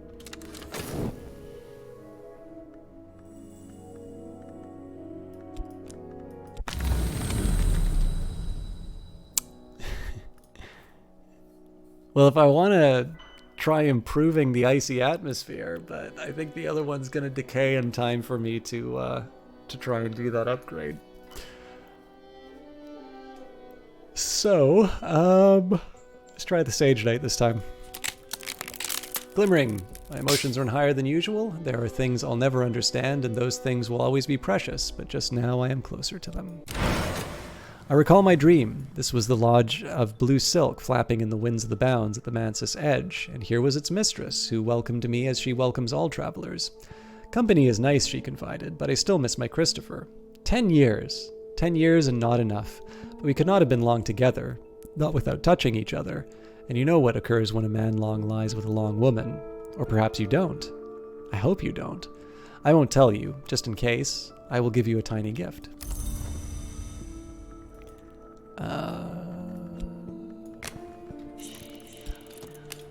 I think I just want to plow back into that right away. I don't have anything to do with my swindler. And beyond waiting the 45 seconds for the lesson learnt, it's time for me to wrap up looking at the time, and more importantly, so this is one of the things that I'm learning, especially for streaming. I like to leave the save state in a place where I can't like undo the good plans from the stream before, because I never remember them. And so in this particular case here, I have 2 lessons learned. That should hopefully be obvious enough that I'm saying, hey, dummy, get more scholarship. I have no idea how I got so much reason.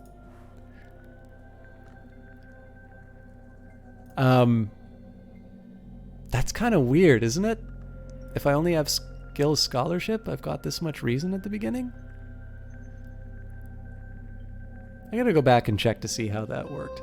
Anyways, so in this case, more or less, it's all locked in. I've got something to paint. I've got a trip to the library going on. We're going to have a season of despair coming up, but there's no despair for me to worry about.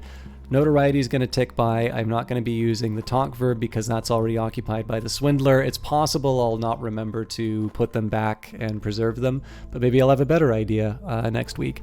And we're already on our way to the White Door, so maybe I'll forget about the icy atmosphere. I'm honestly not sure what to do about it. I mean, I could just throw it in for the painting, but that will generate more notoriety, which is not what I want to do right now. No, well, I think it's implied that Christopher isn't long. Well, actually, that's the other possibility. I suppose they both could be long and they're just not together. I always took the implication that one was long and the other wasn't. But yeah, we'll leave it on that mystery. There's quite a few more people than I was kind of expecting to be in here, so I'm sorry to wrap it up at this time. But again, the circumstances, I'm actually really worried that I'm not going to get myself ready to go. And I've really been looking forward to this trip. I have not taken a proper trip since before I went into university. And I mean, admittedly, it's just going to Montreal, so it's not that big of a deal. But I also haven't been to Montreal since like I was in a jazz festival, and that was in high school. So like, I'm old enough to have alcohol. I'm on my own. I'm not with like a school trip. I don't have an obligation to be. Well, I mean, I have obligations to be like, meet with the people that I was going. But I'm very much looking forward to it. Just a quick reminder, Friday will not have a new stream, but if you did miss the A Way Out co-cast with Johnny Big Time, I'm sorry to be so adamant about it, but if you didn't get a chance to see it and you like any of the stuff that I do that isn't Cultist Simulator, I mean, even if you do like Cultist Simulator, I really do recommend checking that one out, because I do not feel like, I mean, I'm not unhappy with the way that the streams go. I definitely am very conscious about the times when I talk a lot more and do less gameplay, and I tend to feel a bit bad after those, but not bad enough to like stop doing that in the middle of the game. But there are a few streams where like I finish it and I'm like, yeah, that was a great one. And that was exactly how I felt after streaming that with Johnny Big Time. So I'm going to put that as a replay for 7 o'clock on Friday. If you want to watch it, you can. On Twitch, it should be replaying the chat, so hopefully you'll be able to have sort of the context for some of the stuff that's going on. I was very happy with it, and I think A Way Out's a really good game, so hopefully that will be enough to entice you. If you only come for Cultist Simulator, again, keep in mind that next week is Dirty Rectangles in Ottawa, so I'm going to be hanging out with all the cool people there and seeing what they've been up to, while I have utterly failed to do anything productive in the previous month. Hey, the True Belt. The Blue Belt, not the True Belt. Maybe the Blue Belt is the True Belt. We'll only be able to find out when we see the continued secret histories in the Book of Hours. I did want to take a minute and just, highlight that. In addition to the fact that it's on YouTube right now, that will be playing on Friday, but do keep in mind that I won't actually be live. So if you ask me any questions during the game, you won't. I will also tell you the ending is an absolute cliffhanger. It's not a cliffhanger. Like, there is resolution to it, but like it's a nail biter is what I meant to say. In terms of where the thing's gonna go, it all comes right down to the wire. And I could not have asked for a more satisfying ending to that. So, like I said, that is a stream I was very happy with how it went, and I kind of feel like the take-up for it has not been where I sort of thought or hoped it would be, relative to how I was feeling about the stream afterwards. So if you are looking for something new, give it a shot. Unfortunately, I could not record a new Surviving Mars episode for tomorrow, and I simply don't have the time for it right now, so we're going to have to wait another week for that. So in summary, I will probably be back for Monday, but Monday is my birthday, so whether I do Stellaris or whether I stream at all sort of depends on what I do for the birthday. But I am warm to the idea of streaming. Wednesday, again, that won't be happening because of Dirty Rectangles, but I will be streaming on Friday. And so if you only come for the Cultist Simulator content, there will be a new episode, not next week, but the week after that. And new plan. Thank you very much for the follow. And I think that is it. Oh, yes. For those of you who didn't come in at the very start, 3 wins out of 4 nominations for Weather Factory at Develop Brighton. Big congratulations to them for that. Very well deserved. Best Micro Studio, Most Innovation, and Best Design. The only one they didn't win for was Best Narrative, which they were nominated for, and that went to Detroit Become Human. And if you'd like to find out about their next game, you can click on... If you own the game, Cultist Simulator, you can click on the Book of Hours advertisement. That will lead you to their mailing list. If you don't own this or want to go to a link on your own, weatherfactory.biz is the website where you can sign up for the newsletter. You can follow them on Twitter at Factory Weather. And the Kickstarter should be coming up around August. I don't know if it's August 19th or if it's August 2019, and I'm mistaking it for that. Anyways, next month, the Kickstarter for the new game is going to be coming up live. You can wishlist this game already on Steam, and I very much encourage you to do so because we live in the age of the algorithm. It also means that Weather Factory does not need to pay money to do a big email blast to get you interested in it. Although, of course, they'll probably already be paying for the email blasts as part of their regular, marketing efforts. So... yes, hopefully I've convinced you all to do things to support this game and let you know about all the good things that are happening to it. So, but yes, if you want to get in, I guess the best thing that I can say here, the best argument I can make for that. So if you want to know about the Book of Hours when it's finished, you wishlist it. If you want to be able to do what I did with Cultist Simulator, that is, follow it from the very beginning, sign up for the newsletter because they'll make a joyful noise when it's time for the Kickstarter. And let's face it, people are going to need to pay if this game's going to go anywhere. So there's a bunch of people now working at Weather Factory. So there's, again, there's Alexis, there's Lottie, there is Lara Zyder, Hannah Rose, and Claire Sharkey are all the filled roles. I believe there was a writer position that was advertised as well. I don't know if that's been filled yet. But the fact of the matter, like, there are people who need to, like, there are salaries now. It's not just 2 people working on this and contractors.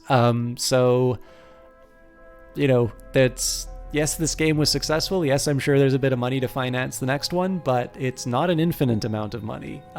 So there are definitely going to be, it's definitely going to need people to support it. I fully intend to be one of them, and I hope you will too. The mailing list is going to be the best way to find out about those. So this is it. I'm now going to gracelessly find my next host. One of you somewhere? Who do we have? I know I host him a lot, but he's also the option that's available to me right now. We've got Kilgore Trout continuing with Chasm the Rift. So if you guys like class... Actually, you know what? Before I do that, Kilgore's a great streamer, but I didn't check to see if anybody was streaming Cultist Simulator, which I should have done.